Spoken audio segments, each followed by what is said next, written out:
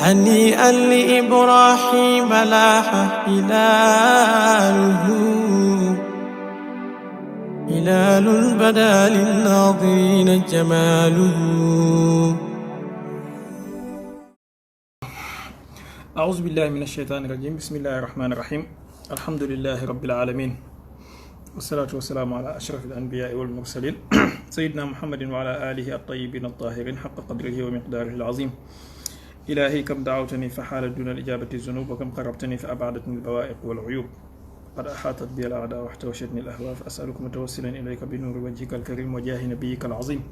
أن تخلصني من نكال وبال الجفا وإغواء نزوات الشهوة، مؤهلا لدخول الحضرة وخليقا باللطف والنظرة، فتصبح روحي في رياض الأنس وتتنعم في ظلال حظائر القدس. كشف عنها الغطاء ووزح عنها الستار ورفع عنها الحجاب، متحفة بكل وارد محقق، ومؤيدة بكل إلهام موفق، ومكرمة بكل كشف بشاهد الشرع مصدق. يا همة الشيخ احضر لنا بهذا المحضر ولتعطفي من نظرة تأتي لنا بزفر. السلام عليكم ورحمة الله وبركاته. mbokk yi ñu ngi leen di nuyu bu baax kenn ku nekk ci turam ak jëmmam.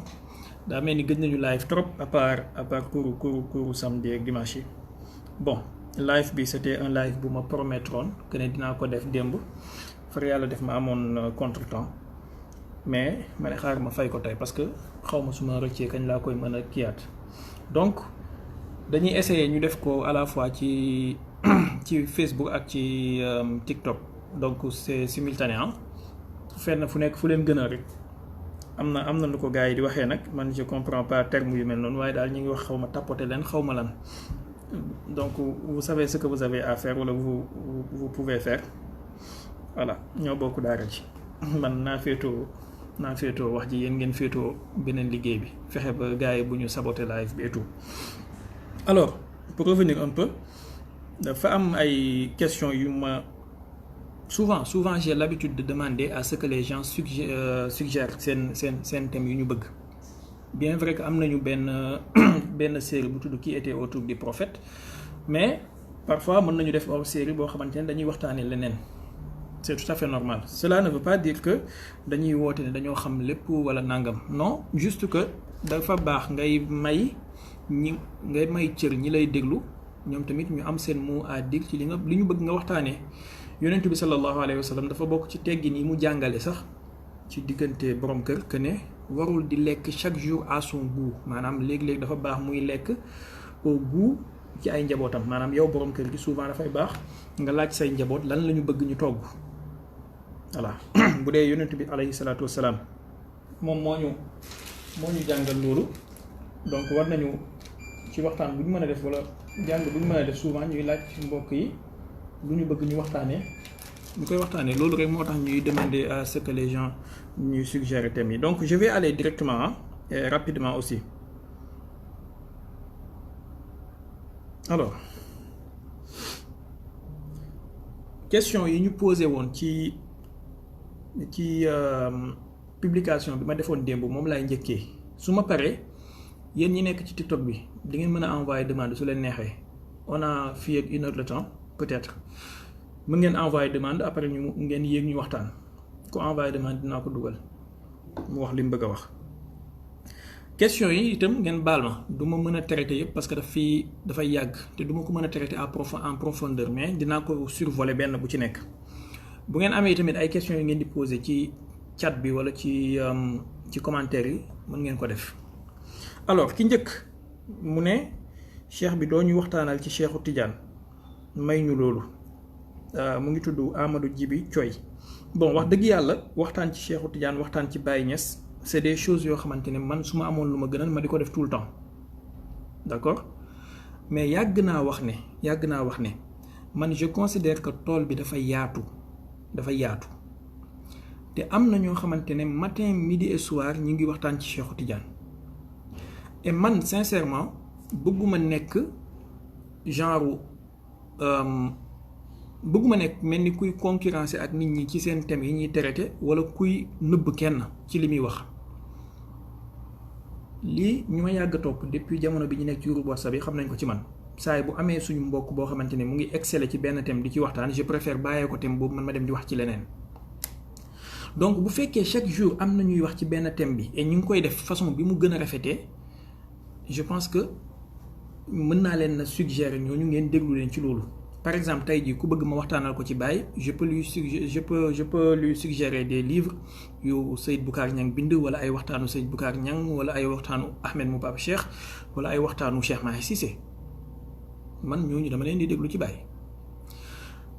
Mais am na thème yoo xamante ne je trouve que ni ñu koy traité par exemple xëy na des na wala traité wuñ ko man mën naa ñëw wax ci loolu. Exemple kan mooy wax ci diggante firaqul islam yi ak seen wuute ak ñu mel noonu fii ci Sénégal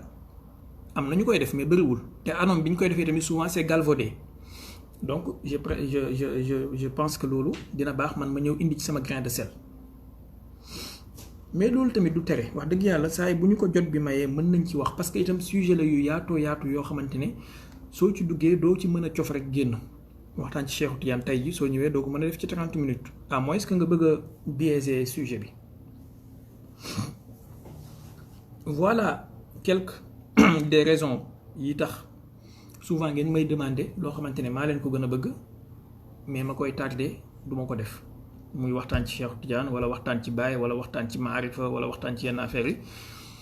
Bon je trouve que am na yenn yoo xamante ne nii ñu ngi koy def te ñu koy def anam bi mu gën a rafetee Oustaz Aboubacar Ba ak Tidiane yi loo bëgg a xam ci tarixa Tidiane mu ngi koy waxtaanee.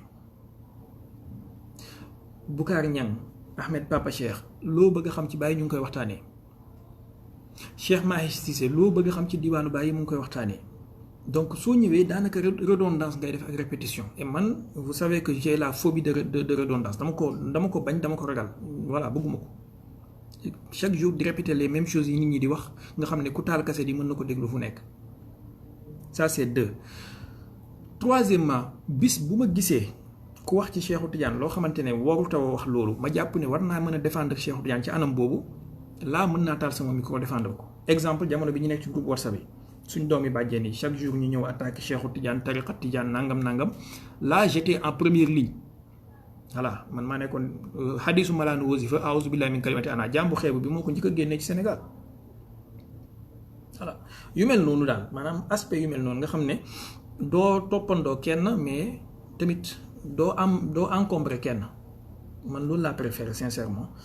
Bu amee noo xamante ne ñi ngi def lu rafet tamit nga encourager leen ci ba pare conseiller nit ñi ñu déglu leen parce que sincèrement am na ñoo xamante ne jar nañoo déglu mat nañoo déglu donc man gisuma lu tax ma war a ñëw di leen encombrer. Léegi nag man domaine bi nga xamante ne moom la ma yàlla mën loo mu nekk sama spécialité ma am ci may yàlla ma ci barke Baye muy wàllu xadis ak wàllu affaire firaqul islam yeeg yooyu ma jéem ci góorgóorlu ku ma ci fekk baax na ku ma ci encombré tamit bu bëggee mu jël place bi c'est ça. daan naa ko wax ñenn ñi daan offisqué wu léeg-léeg suñu ma gisaan ñu invité ma Touba TV wala ñu invité ma yenn place yi ma ne leen su ngeen bëggee ñëw leen man ma jox leen numéro coordonnées ñooñu ngeen jokkoo ak ñoom ngeen dem yàlla xam na ni man sama jot bi sax damay sacrifier bu baax a baax pour mën a def yenn déplacement yi. Mais quand même sëñ Amadou Djibi Thioye je vous promets incha allah bis bu ñu ko jot bi mayee danañ waxtaan ci Cheikh Tidiane lu yaatu peut-être mën nañu xool jour 4 mai wala yu mel noonu ñu waxtaan ci pourquoi pas. Ça serait une bonne occasion. Khadim Mbacké nee na naasix ak mansuux bon problème mu naasix ak mansuux bu ñu waxee naasix mooy révoquer benn affaire par exemple nga indi benn loi ba mu yàgg nga ne loi bi c'est devenu caduc nga indiwaat beneen loi bu ko suppléer ci diine ji dafa am ñoo xamante ne ni gëm nañ ne alxuraan am na lu ciy nasax lenn li te généralement ay àtte lay doon maanaam yàlla daganaloon na nàngam léegi am na beneen aaya bu ñëw ñu ne yàlla xaraamal na ko wala yàlla xaraamaloon na nàngam am na beneen aaya bu ñëw ñu ne yàlla daganal na ko léeg-léeg mu ñëw ci xadis itam. Léegi nag boroom xam-xam yi ñi nga xamante ne gëm nañu naasix ak mansuux dafa am nuñ koy layalee mais quand même il faut préciser que am nañu gëmul naasix ak mansuux maa ngi jéggalu ci ñuy nuyoo ak ci ñuy ziar bu ma toppee fay nuyoo yi mën naa déconcentré mais yéen ñëpp maa ngi leen di nuyu di leen yéegal seen yéeguwaay yi leen yàlla yéegal voilà maa ngi leen di ziar yéen ñëpp donc am nañu gëmul naasix ak mansuux am na ñoo xamante ne dañu jàpp ne bu yàlla waxee maa nansax min ayatin aw nunsiha naati bi xayrin minha aw misliha alam taalam an allah ala kulli shay'in qadir loolu sharia bi de façon générale lay wax maanaam yàlla yónni na yónentu yàlla Moussa jamono jot mu folli sharia Moussa indi sharia Isa jamono jot mu folli sharia Isa indi sharia sayyidina rasulullahi sallallahu alayhi wa sallam ainsi de suite. donc am na ñoo xamante ne jàpp nañ ne bu ñu waxee naasix ak mansuux loolu lañu ci jublu maanaam de façon générale pas ci yenn détails yi mais nag ñi nga xamante ne ñoo gëm ne nasxu am na ci alxuraan wala nasxu am na ci kii ñoom ñoo ëpp. léegi nag dafa am fu wuute bi di amee mooy nasxu boobu noonu lan mooy nasx lan maanaam ban loi mooy mën a révoquer ban loi.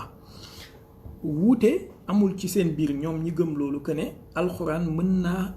folli aaya alxuraan maanaam àtte boo xam ne alxuraan moo ko indi beneen aaya alxuraan mën naa ñëw folli ko mais fi problème bi nekk mooy dafa am ñu wax ne xadis yónnentu mën naa folli aaya alxuraan te loolu moom wax dëgg yàlla man mii gëw ma ko du dëgg en tout cas man gëw ma ko. alxuraan buñ ne folli na àtte bu alxuraan indi on peut être d'accord mais beneen waxu keneen. te xadis yonentu on sait que ñi daan fenal yonentu bi ak ñi daan inventé yonentu bi ay wax c'est à gogo wax ne loolu mën naa ab folli wax ju yonentu bi wax quand même c'est wax ju yàlla wax c'est exagéré parce que d'abord suñu Xaadim Mbàkke en arabe la bind je pense que je suppose que jàngkat la donc li may wax ni dina ko mën a comprendre.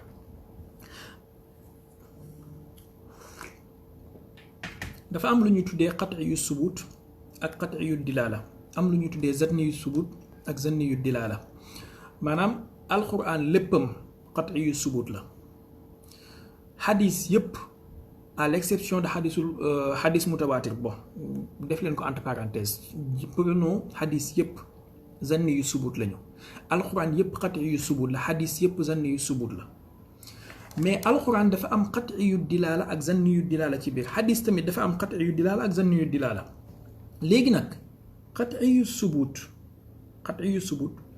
zanni yu subut mënu koo folli mu ngi mel ni tey ji bu ma la ko mënee jox exemple bu terre à terre ma ne la décret présidentiel arrêté ministériel wala préfectoral mënu koo folli maanaam ci valeur juridique décret présidentiel moo ëpp doole arrêté bu préfet mën a jël tey jii bu ab préfet jëloon benn arrêté ne aaye na la nangam yow diw sàngam wala yéen mbooloo sàngam président de la république jël décret ne digal na leen ko c'est de votre droit ngeen def ko bu boobaa. constitution loi wu constitution règlement intérieur u benn groupement mënta folli loi constitution donc parce que constitution fii da ngay jàpp ne qat'i yu subut la ñii zanni yu subut lañu donc ci hiérarchie des normes bi alquran qat'i yu subut la hadith yi zanni yu subut lañu qat'i yu subut zanni yu subut mënu koo folli donc ci gàttal loolu ci wàllu nasikh ak mansukh sëñ Buuna Pen nee na port du voile en islam est-il obligatoire bon aaya bi nga xamante ne moom la ñuy sukkandikoo ci ñuy wax wàllu xijaab mooy aaya bi nekk ci suratul ahzab yaa ayyuhan nabiyyu qul li azwaajika wa banaatika wa nisaa'il mu'miniina yudniina alayhinna min jalaabiibihinna zaalika adnaa an yu'rafna falaa yuzayna wa kaana allaahu ghafuuran rahiima.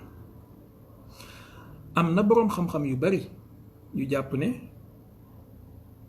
port du voile obligatoire la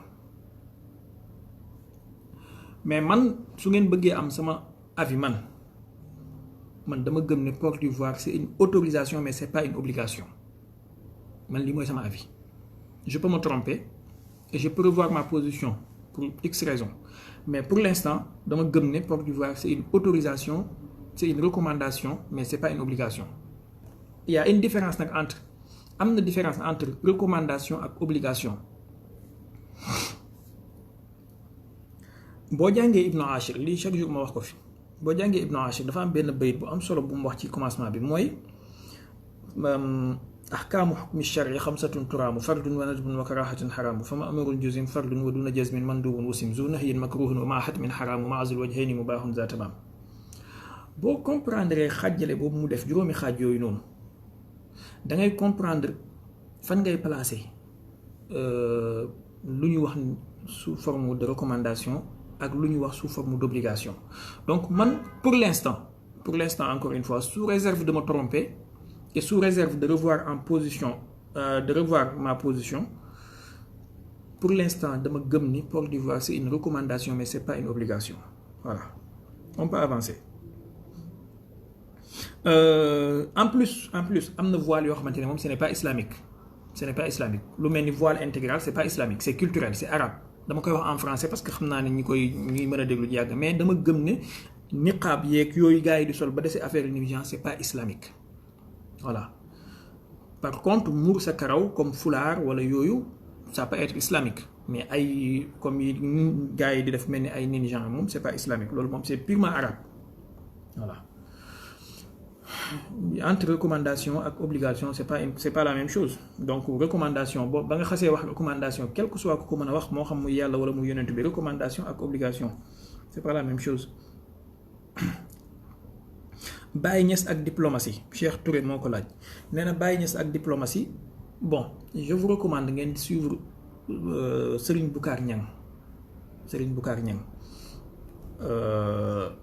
wala Cheikh Ibrahima Ba bu Ngodiba je vous recommande ngeen suivre ñooñu bu ngeen bëggee xam ci wàllu Baye Niass ak diplomatie. Serigne Boucar Niang bind na benn livre bu tudd Baye Niass l'homme monde wala l'homme du monde voilà sincèrement ñoo may gën a matal ci thème bi. Cheikh Ibrahima Ba bu Ngodiba invité woon nañ ko quartier général ci weeru koor bi ñu génn ci bi ñuy invité waa Kër Baye donc je vous recommande ñaar ñooñu noonu ci mbir ci thématique bi wax dëgg yàlla ñoom ñoo ciy gën a mën a yaatal kaman.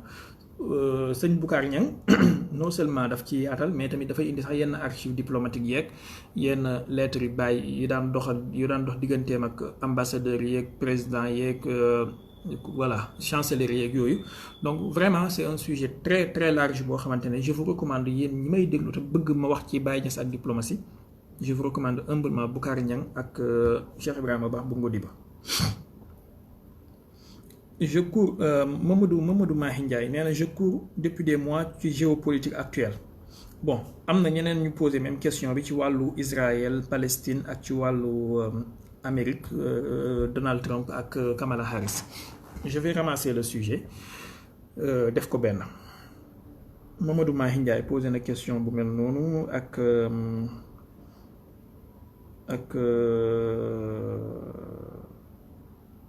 Alassane Sène Le Monde Contemporain ak Khalifa Sow Israël Palestine Baye Anne géopolitique la candidature de Kamala Harris ak Mamadou Pape Lo la diplomatie religieuse exemple de Baye Niass bon boobu mën nañ ko yégal ci sujet sànq bi je vous recommande Boucar Niang ak Cheikh Ibrahima Ba. Alors sur la géopolitique actuelle le monde est en pleine évolution le monde bi dafa jaxasoo tellement mën nañu wax actuellement désordre mondial la ñu nekk. On a vu des événements se précipiter événements yu bari am nañ jamono ji semaine yee ñu génn OTAN am nañu wala bon 2 semaines ñu ci ginnaaw OTAN am nañu seen sommet annuel bi ñu ngi ko defee Washington et gis nañu Viktor Orban aussi à sa qualité de président de l'Union européenne ci présidente tournante bi dem na Moscou dem na Kiev gisante na ak Zelensky ak Poutine mais bi mu jugee foofu tamit def na lu am solo mooy dem na Chine gisante ak Xi Jinping ba pare itam ñëw na Turquie gisante ak Erdogan. Après on a vu tollé bi nga xamante ne nii les dirigeants de l'Union européenne def nañ ko pour fustiger pourquoi muy dem di gis Poutine. Bon diggante bi itam parce que gëj nañu wax ci géopolitique diggante bi y a eu un sommet de soi-disant paix sommet en Suisse bu amoon maanaam pour la paix en Ukraine mais paradoxalement wala l'ironie de l'histoire mooy naka nga mën a waxee ne da ngay def sommet pour jàmm am ci diggante ñaar ñuy xeex nga invité kenn ki invité woo keneen ki mooy ne yow pare woo pour jàmm am donc invité nañu Zelensky mais invité wuñu Poutine c'est paradoxal. Diggante bi tamit y a eu des événements qui se sont précipités aux États-Unis mooy candidature Donald Trump ak tentative d'assassinat wu Donald Trump ak candidature Joe Biden bi mu retiré. Maintenant pour ramasser tout ça ak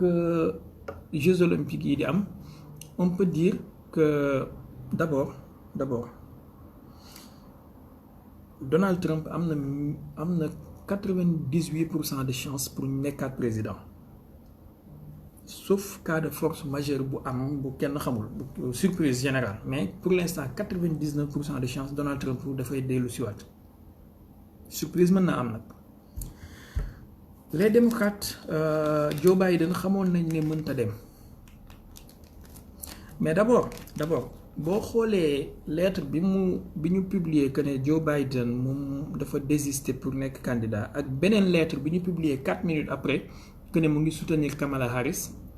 il y a un problème ci lettre boobu mooy signature yi c'est pas conforme maanaam dafa mel ni ce n'est pas la même personne moo signé ñaari lettres yi loolu installé na benn genre doute ci xelu ñenn ñi pour wax ne est-ce que du ne c'est l'état profond qui est derrière d'accord alors ginnaaw loolu gis nañu ñenn ci ñi am doole ci États-Unis ñu mel ni ñoom Obama ak Michelle Obama ak ñoom ñëpp fësal nañ seen soutien ci Kamala Harris d'abord Kamala Harris ñi nga xamante ne topp nañu ko ci 4 ans yi ñu génn on sait comme ni waa ji waxoon ci Napoléon c'est une grande incompétence méconnue bon maa ngi gis ñenn ñi nag ñi ngi koy commencé di fan naan ay première jigéen première nangam mais c'est une grande incompétence méconnue Kamala Harris et il faut d'abord ñu xam lan mooy parti démocrate ci Amérique parti démocrate américain bi c'est mooy parti guerre parti bi dimbale borom ñaari tur yi parti bi nga xamante ne ni c'est le wokisme le voilà avec toutes ces agences de à 3 lettres là yi ngeen xam donc Kamala Harris maanaam elle risque d'être pire que Joe Biden en plus ndax àdduna bi fi mu toll nii dafa soxla benn nit koo xamante ne dañ naan dañ koy fal parce que dafa ñuul wala dafa xees wala góor la wala jigéen la maanaam appartenance sexuelle am wala appartenance de couleur am ndax Ahmedou maa ngi ziar anam baxalu Saalum bi donc c'est une grande incompétence méconnue loolu la waa ji waxoon ci Napoléon donc ndax àdduna bi dafa soxla ñi ne dañuy fal benn waaye ngir couleur de peau am wala ngir sexe bu mu appartenir wala non àdduna bi dafa toll ci jaxasoo boo xamante ne dañu soxla ñu fal ku lucide bien vrai que Trump matul Trump il a plein de défauts d'abord je vous explique am na ñuy gis ne Trump c'est un saint boo xam ne bu ñëwee les guerres vont cesser wala nangam mais dama lire benn waay benn jour mu ne te li mu wax c'est tout à fait vrai mu ne États-Unis ñaari parti yi fa nekk ce sont les 2 bras wala les 2 mains du diable la main droite et la main gauche en définitive voilà at the end of the day ñoom ñaar ñëpp ce sont les mains du diable donc le parti démocrate étant la main gauche du diable le parti républicain étant la main droite du diable kon kenn tenewul kenn ay 6 ak 9 lañ boo ci juutal mu jox la ba ca des mais quand même souvent am na quelques nuances yu am mooy ñaari parti yi nekk ci États-Unis ñoom ñëpp d'accord nañu ne hégémonie Amérique bi ak domination bi Amérique dominé àdduna bi dafa war a continuer te ñoom ñëpp d'accord nañu ne adversaire systémique adversaire stratégique gu Amérique actuellement mooy Chine ñoom ñaari parti yëpp d'accord nañ ci maintenant fi ñu amee problème mooy comment procéder et comment faire face à la Chine le parti républicain ñoom jàpp nañ ne il faut avoir la Russie à ses côtés comme allié wala il faut laisser la Russie tranquille pour se concentrer directement et frontalement à la Chine les démocrates ñoom dañu jàpp ne il faut affaiblir d'abord la Russie ba nga xamante ne ni bis bu ñu jógee pour attaquer Chine la Russie du am doole stratégique wala du am poids politique wala stratégique ci àdduna bi bu muy mën a peser pour aider chinois yi c'est ça le problème en fait c'est ça le problème donc maintenant ce qu'ils sont en train de faire actuellement boo xoolee mooy pour affaiblir la Russie la faire saigner en blanc et moo tax ngeen dégg ministre ñoom Ahmadou Thiam bi Bruno Le Maire le génie entre guillemets il disait en 2022 que nous allons provoquer l'effondrement de l'économie russe. On a vu actuellement l'effondrement de l'économie russe maanaam la Banque mondiale actuellement ci parité de pouvoir d'achat laa waxuma ci PIB parité de pouvoir d'achat la Banque mondiale nee na Russie dépassé na Japon. On est où là? Donc Trump su ñëwee lii am mooy lii il va mettre fin à la guerre en Ukraine mais il va créer d'autres foyers de tension digganteem ak Iran digganteem ak Hezbollah ci Liban mais tamit diggante Chine ak Taïwan ak la guerre commerciale ci ay taxation yu mel noonu il va créer d'autres foyers de tension. Donc démocrates yi actuellement ñoom bi ñu ñëwee Joe Biden bi mu ñëwee lu mu def mooy essayer négocier ak iraniens yi essayer may Chine jàmm tuuti battement ci digganteem ak Taïwan mais quand même il a déclenché la guerre il a tout fait pour que la guerre soit inévitable diggante Russie ak Occident. benn waaye da doon wax ne il faut pas blâmer bu ñu blâmer ki déclarer guerre mais nañu blâmer celui qui l'a rendu inévitable. Donc les Occidentaux ont rendu la guerre en Ukraine inévitable. C'est ça la réalité. Parce que signé un accord de Minsk avec François Hollande et Angela Merkel, respecté wuñu ko. Poutine en 2021 a envoyé un traité pour nous signer un traité de paix et de sécurité, architecture de sécurité en Europe. Nous jeter à la poubelle. Madame, ils ont tout fait pour que Poutine attaque l'Ukraine. Donc maintenant, Trump s'est bon, vous faites que Biden comme nous, parce que ce qu'on a vu qui tentative d'assassinat bi, on peut dire que Trump c'est un miraculeux. Xeyna jour bobu Ahmed Thiam da ko téwlen course diko ñaanal motax mu mucc parce que le gars à 2 cm près bob bi la don toj à 2 cm près. Bon, je vais pas étaler nak ci moulabasat bi ak affaire yi ci xew on sait li amone 1962 xawma 63 ak Kennedy. Et on sait que les loups solitaires yi boom dañoo bëri ci àdduna bi mais quand même il y a des faits très très troublants yoo xamante ne nii am nañu ci dernier mois yi yu waroon a jaaxal ñëpp interpeller ñëpp maanaam en l'espace de quelques mois le président iranien ñu ne hélicoptère am daanoon a dee na le premier ministre slovaque Fico la tudd xawma Fico ñu ne jam nañ ko fetal Viktor Orban convoi am ñu ne attaqué nañu ko Erdogan ñu ne tentative de coup d'état Trump bal ci nopp l'autre là comment il s'appelle le président de la Serbie moom tamit tentative d'assassinat bu mucc maanaam en l'espace de quelque temps événement yi yëpp am ci et ñoom ñëpp ils ont un point en commun mooy ils sont anti-guerre maanaam wala contre l'envoi massif des armes en Ukraine, contre l'envoi des milliards en Ukraine. Et nous, nous, qui l'en ni ci ben instant. War nañoo xalaat quand même. Mais bon,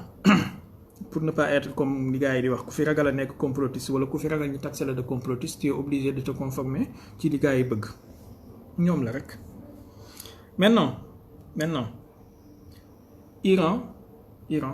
am nañu président bu bees. Président bi ñu fal il est beaucoup plus comme ni ñu koy waxee modéré mais ce qui est sûr mooy iraniens yi réussir nañ prouver su def seen élection yi ci jàmm parce que man li ma doon xalaat sax doon ko ragal mooy élection moment de sensibilité la gars yi mënoon nañu ci profiter déstabiliser dëkk bi mais les iraniens ku leen xam ak seen civilisation millénaire fexe nañ ba manier ba affaire bi jàll ci jàmm maintenant attendons de voir lan mooy xew. Israël ñu ngi ci genre benn désespérance boo xamante ne ni ñu ngi attaqué fu nekk pour bëgg a déclencher une guerre générale ñu ngi attaqué Hezbollah ñu ngi provoqué Liban ñu ngi provoqué Syrie ñu ngi maanaam ils attaquent tout le monde quoi pour faire ils font tout pour que la guerre devienne générale. Heureusement qu'on a quelque part des acteurs wala des leaders raisonnables heureusement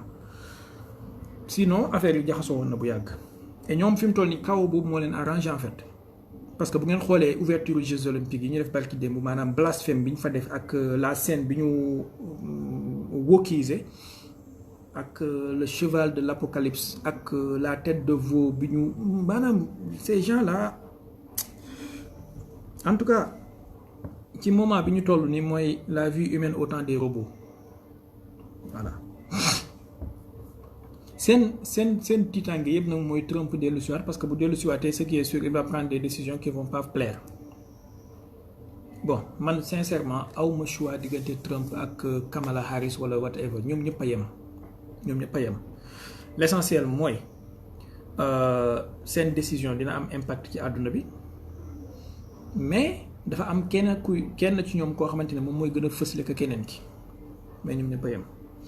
donc c'était pour la géopolitique mën nañu avancer mënoon nañu gën a yaatal mais nañu baal leen ma rek ñu tënk tuuti après vous pouvez poser des questions de précision si vous voulez. kii nee na fatwa ci banque ak tontine Yaxya Kan bon banque ak tontine ci l'islam dafa am loo xamante ne dañ koy tuddee ad daruraat mooy cas de force majeure wala contrainte. gis nga yàlla dafa am yoo xamante ne nii daf koo leeral mu leer am yoo xamante ne nii daf cee noppi. yonent bi sallallahu alayhi wa sallam daf ñu wax ci benn xadis ne inna allaha farada alaykum faraida fala tudayiuha wa xarama alaykum ashyaa fala tantahikuha wa taraka lakum ashyaa min gayri nisyanin walakin rahmatan lakum fala tabxasu anha. mu ne yàlla farataal na ci yéen ay mbir leeral na ko ba mu leer bu leen ko doyadal, xaraamal na ci yéen ay mbir leeral na ko ba mu leer bu leen ko xëtt. mu ne waaye noppi na ci ay mbir du ne daf koo fàtte mais daf ci noppi pour yërëm leen mu ne bu leen ci nekk di lu ñetti di sonal seen bopp. maintenant yàlla noppi na ci yenn aspect yi ci banque ak ci tontine ak yooyu bien vrai que wax na ci riba wax na ci yeneen ak yeneen. donc ñun tey suñu ñëwee nekk di nara sonal suñu bopp parce que am na sama benn xarit bu may wax fan yee ci ginnaaw que ne dafa am benn mbokkam boo xamante ne dafa am benn salafiste bu ko takk mais salafiste boobu noonu moom ku jigéen ki dafay liggéeyee foo xamante ne li muy liggéey may na ko mu mën a jël prêt boo xamante ne dina ci mën a jënd kër garantir avenir am ak avenir u njabootam. mais salafiste bi dafa dégg ci waxtaanu docteur diw sàngam seen xutbu zaman bi nekk Sénégal mu ne leen prêt bancaire xaraam la. le gars ñëw ne ko doo jël prêt ba léegi nii ils sont sous location bon xaw ma ndax mujj naa jël prêt bi ou pas mais loolu defoon ko cas jëkkëram tere na ko jël prêt ñu ngi ci location te war nañu garantir seen avenir au moins ak seen avenir njaboot am fu ñu sukkandiku. donc bi ma ko waxee ma ne ko moom docteur bi ko jox fatwa boobu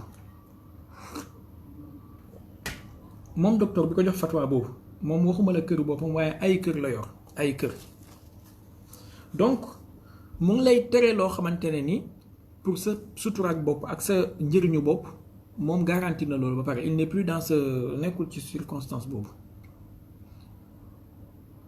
ma ne ko kooku war koo déglu donc tey jii bu fekkee nit ki dafa nekk ci contrainte te contrainte nag kenn ku nekk moo xam bosam am na koo xamante ne contrainte location la am na koo xamante ne contrainte am sax mooy bëgg liggéey. maanaam man tey su ma tolloon ci fu ma war a joxee fatwa nit ñëw nee ma damaa bëgg a am fonds bu ma liggéeyee ubbi sama commerce te damaa bëgg a leb banque wallahi allazi laa ilaha illa huwa du ma ko wax ne ko leb dafa xaraam dama naan ko demal nga leb nga liggéey. parce que xam naa ne su ma ko teree leb boobu noonu bu toogee ñàkk dépense du ne man may ñëw di ko garantir dépense am. il faut qu'on soit honnête avec les gens ñu bàyyi di terroriser nit ñi ci loo xamante ne du dëgg voilà. ay intérêt bancaire soo ko lekkee nangam c'est vrai que riba baaxul mais lan mooy riba ak lan mooy délimitation riba te ñi la ciy wax ñu ci bari 90% ils ne connaissent absolument rien ci wàllu finance ci wàllu riba ci ay ki matière financière ak ay risques yooyu xamuñ ci dara. dégg naa fan yee ci ginnaaw benn waaye fii ci Sénégal di wax naan ubbi compte bancaire ci benn banque tudd ay banque fii ci Sénégal ne ubbi compte bancaire compte d'épargne wala compte xaw ma lan dafa xaram. waa ji ma yónnee vidéo bi ma ne ko léegi moom waa ji nañu wax naka lay percevoir salaire am bu weer dee ndax dañ ko koy jox cash wala dañ koy fay par Orange Money wala Wave. il faut arrêter souvent il faut savoir arrêter. tontine mooy lan tontine mooy nga teg kii teg ñu jël jox kii nga teg kii teg ñu jël jox kii donc loolu lan moo ko mën a xaraamal yàlla ci alxuraan dafa wax ne bokk na ci ñi gën a dugal yàlla mooy ñiy wax naan nangam dafa xaraam nangam dafa dagan li taftaru ala allahi alkazib. ñëwal jox ma 1000 francs Ahmedou jox ma 1000 francs Baara jox ma 1000 francs Badara jox ma 1000 francs Chérif jox ma 1000 francs bu weer bi dee ma ekkati 10 000 jox ko Ahmedou bu beneen weer dee ñu defaat la même chose ma ekkati ko jox ko Chérif ngir yàlla loolu lan moo koy xaraamal. wala 10 000 yooyu noonu bu ñu ko dajalee nañ ci jënd benn montre jox ko diw wala nañ ci jënd benn parfum jox ko diw lan moo koy xaraamal. amul dara lu ko xaraamal amul voilà donc s'il vous plaît libérez vos esprits libérez vos cerveaux dem leen ngeen liggéey bu ngeen waree jël prêt bancaire dem leen ngeen jël ngeen tukki ngeen liggéey voilà bu leen ko seen liggéey mayee jël leen ay prêt ngeen jënd kër ngeen tabax dëkk bu leen kenn dëkkuloo ci torox tànge goo xamante ne moom du leen ko fajal boo waree leb ay millions pour ubbi commerce demal nga leb nga jënd say conteneur nga indi ko on a vraiment fait souffrir les gens pour rien quoi et loolu bokk na ci li tax les pays à majorité musulmane foofu la souffrance bi ëppee parce que on nous met des épées de Damoclès sur nos têtes loo xamante ne amul dara lu koy justifier le musulman il est toujours angoissé il est toujours consterné ba nga xamante ne lu muy def mu ngi xalaat ndax bu ko defee du dugg safara lu muy def mu ngi xalaat ndax bu ko defee du dugg safara soufisme ak modernité bon c'est Abdallah Ibn Ibrahim Niass moo ko posé soufisme ak modernité man boo ma ko laajee damay jël exemple Ahmadou Thiam c'est un soufi moderne un soufi 2.0 c'est tout waaye nag pour revenir un peu jamono ji ci Sénégal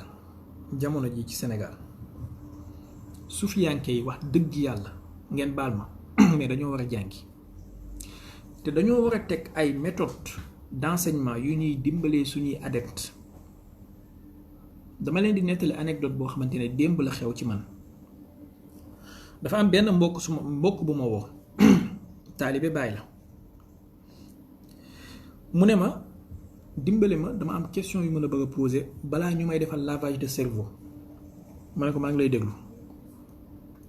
mu ne ma dama nekk classe suñu ustaas bi salafiste la mu commencé di ñu attaquer di ñu gaaruwaale ba léegi dem na attaque frontale la di ñu wax naan tariqa tijaan ji ñu nekk safara la ñuy jëmee Cheikhu Tijaan nangam Baay Ñas nangam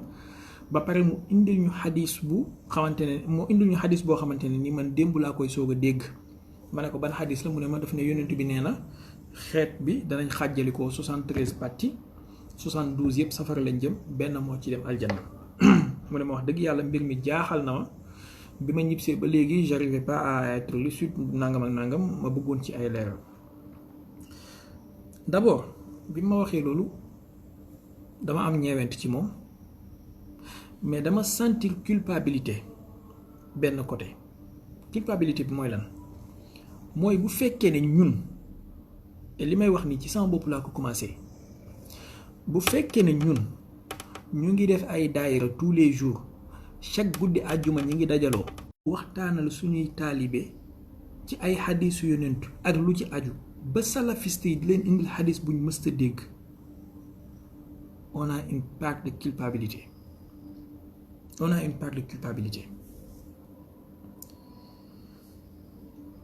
parce que signal que y a un problème de connexion mu ngi dox baal leen ma ngeen def ma signe s'il vous plaît yéen ñi nekk ci Facebook bi ak TikTok bi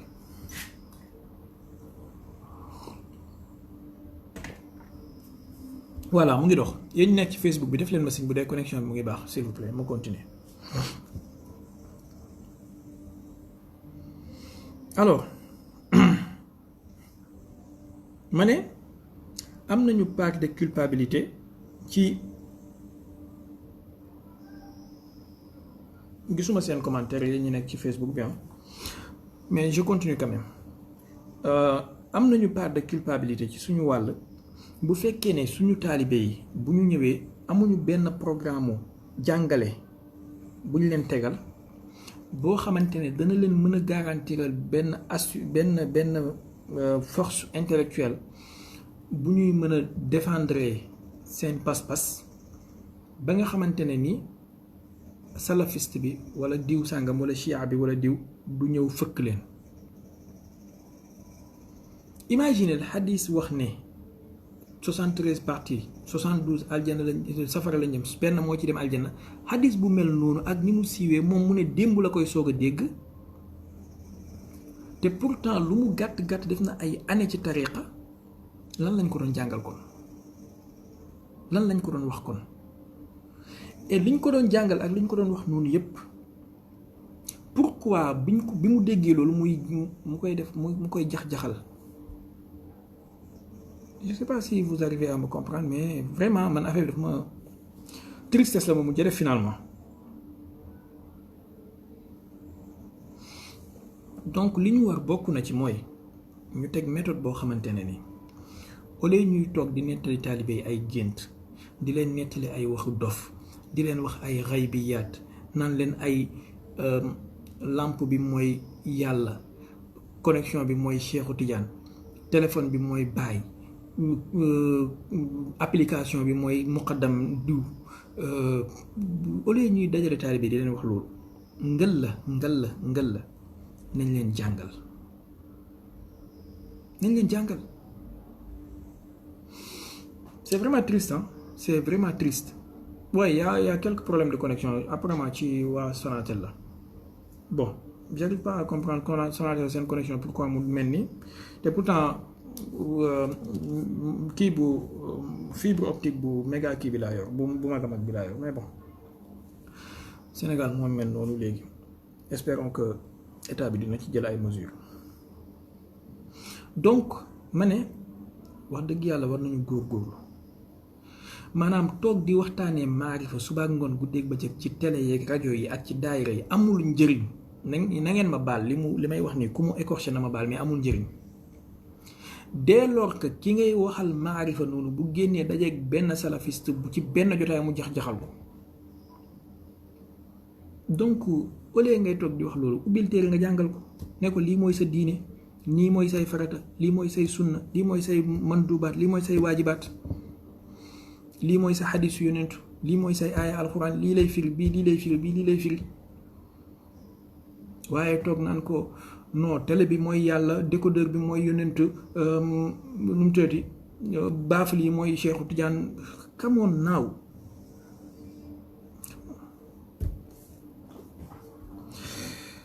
waxtaan naa ak moom li ma mën a waxtaan ak moom kas néew indil naa ko quelque kii ci xadis bi authenticité mag yu mel noonu ba pare yi tamit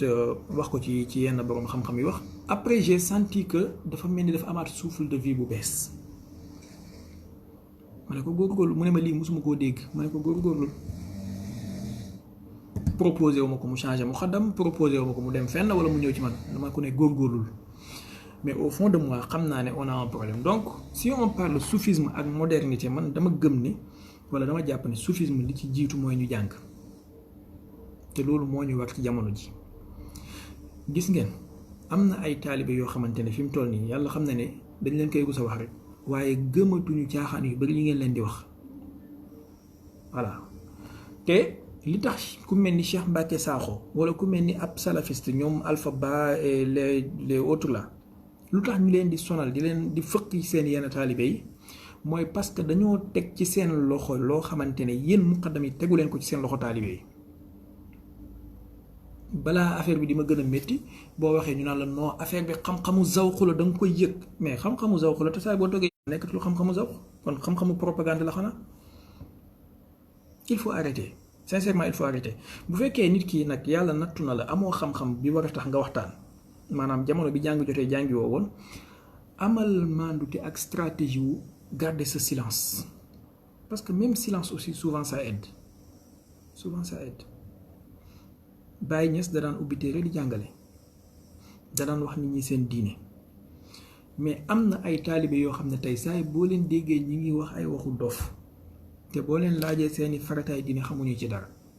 maanaam boo leen laajee différence su aju tamatto ak aju qiraan ak aju ifraat mënuñ la ko wax mais le problème mooy après dañ lay wax ne loolu maarifa la loolu baatin la yow am nga on est d'accord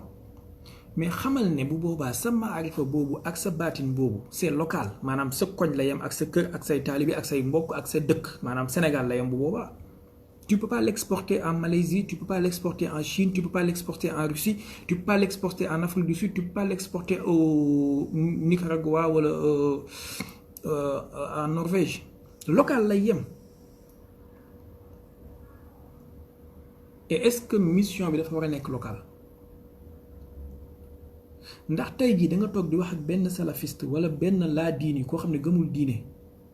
nga di ko wax ay affaire maarifa baatin balaa nga koy indi foofu kay convaincre ko d'abord ci li nga xamante ne lu rationnel la ba pare ak li nga xamante ne lu intellectuel la doog ko indi nag ci li nga xamante ne science irrationnelle la bu dee am na. Je pense avoir été compris mais vraiment man ça me sidère. C'est pourquoi yàlla xam na ni du may bëgg di wax ci yenn affaires yi. benn jour am na benn mbokk bu ma yónnee benn vidéo benn xale bu jigéen boo xam ne wax dëgg yàlla ci jàng la toll. Alaaji Ablaye Xalifa Baye Niass Papa As dégg naa bu ko góor nuyuwaan daf ko naan yaa ngi jàng wala yaa ngi liggéey, bu ko jigéen liggéey nuyoo mu ne ko yaa ngi jàng wala yaa ngi sëy. donc xale bu jigéen boo xamante ne ci jàng la toll ma dégg ko mu ne day tontu benn waay ci wàllu maarifa, disons que taalibe Baay la maanaam li mu koy laaj bokk na ci nee na ko yonentu yàlla Ibrahim déglu leen lii bu baax déglu leen bu baax xam naa ça va vous faire rek mais déglu leen c'est du sérieux mu ne yonentu yàlla Ibrahim bi ko yaayam ëmbee nu weer yi di gën a demee ëmb bi da daan wàññeeku maanaam biir bi da daan wàññeeku au lieu muy ngand nu weer yi di gën a sori maanaam bu amee 4 mois biir bi dafay gën a tuuti bu amee 5 mois biir bi gën a tuuti ni mu menoon bi mu amee 4 mois bu amee 7 mois biir bi gën a tuuti ni mu menoon bi mu amee 6 mois. Vous imaginez ça maanaam ça yéen a ngi déglu jigéen bu ëmb ni biir bi di gën a màggee maanaam ni ëmb bi di gën a sori biir bi di gën a wàññeeku di gën a dellu muy gën a am ay abdominaux loolu mooy benn. ba pare mu ne dafay laaj waa ji mu doon tontu ne ko loolu mooy lan ci maarifa lu muy signifier sérieusement yemul ci loolu mu teg ci ne yonentu yàlla Ibrahim bi ko yaayam juree daf koo jur ci benn xuntu la wax xaw ma benn pax mu ne bi mu ko juree daf koo bàyyi foofu tëj pax mi dem maanaam nga jur sa liir bu wadd bees nga dugal ko ci pax tëj pax mi dem ba pare mu ne dafay laaj waa jooju ne ko loolu mooy lan ci maarifa. Sérieusement jarte yërëm ngir yàlla dama leen di laaj rek ndax jarte yërëm. ba pare mu continuer ne bi ko yaayam bàyyee foofu am na lu daan ñëw di dundal yonentu yàlla Ibrahim di xaw ma di ko nàmpal la waxati woon mu ne li ko doon dundal noonu lan la ak mooy lan ci maarifa. léegi ndeysaan moom mu ngi wax pour moom moo toog ci xutbaaneetu maarifa goo xamante ne nii awalu nag aaxiru nay xamuñu ko te fekk ngeen baal ma ci wax ji ngeen baal ma yàlla xam na ni Sénégal on a besoin de beaucoup plus de psychiatres et de psychologues que ay oustaz ak ay muqaddam voilà ay hôpital psychiatrique la ñu gën a soxla que ay daara ak ay daayira. man su ma nekkoon président actuellement proportion wu muqaddam yi ak sëriñ si dinaa ko wàññi remplacer leen ak ay psychiatre ak ay psychologue ak ay psychanalyste parce que vraiment on en a besoin voilà et comprendra qui pourra mais quand même toog di wax naan jigéen dafa ëmb nu weer yi di gën a demee biir bi di gën a tuuti et jigéen dafa jur doomam sànni doom bi ci xunt mi tëj ko fa dem ba pare nga ne da ngay def corrélation loolu ak maarifa mooy lan c'est qu'il y a problème. Alors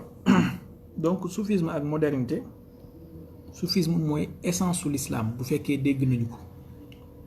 soufisme duwul topp nit di ko maral ay dàllam soufisme duwul topp nit di mel ni dof ci ginnaawam soufisme duwul toog di tilim di ñàkk sangu di wax ay waxu dof soufisme duwul propagandal nit ak fanatisme ci kaw nit soufisme mooy ànd ak nit ak lucidité comme ni Baye Niass àndee woon ak Cheikhu Tidiane ci xam-xam ci njub ci lucidité ba ku la gis nawee sa sëriñ ci yow nawee sa diine ci yow nawee sa suluk ci yow. Baye Niass ngeen baal ma yéen ñi nekk ci yeneen tarixa yi mais je prends Baye Niass mën na représenter Serigne Touba mën na représenter ñëpp bu ma ko waxee dafay laaf ñëpp. Baye Niass kenn mësu ko gis physiquement xeeb yonent bi kenn mësu ko gis physiquement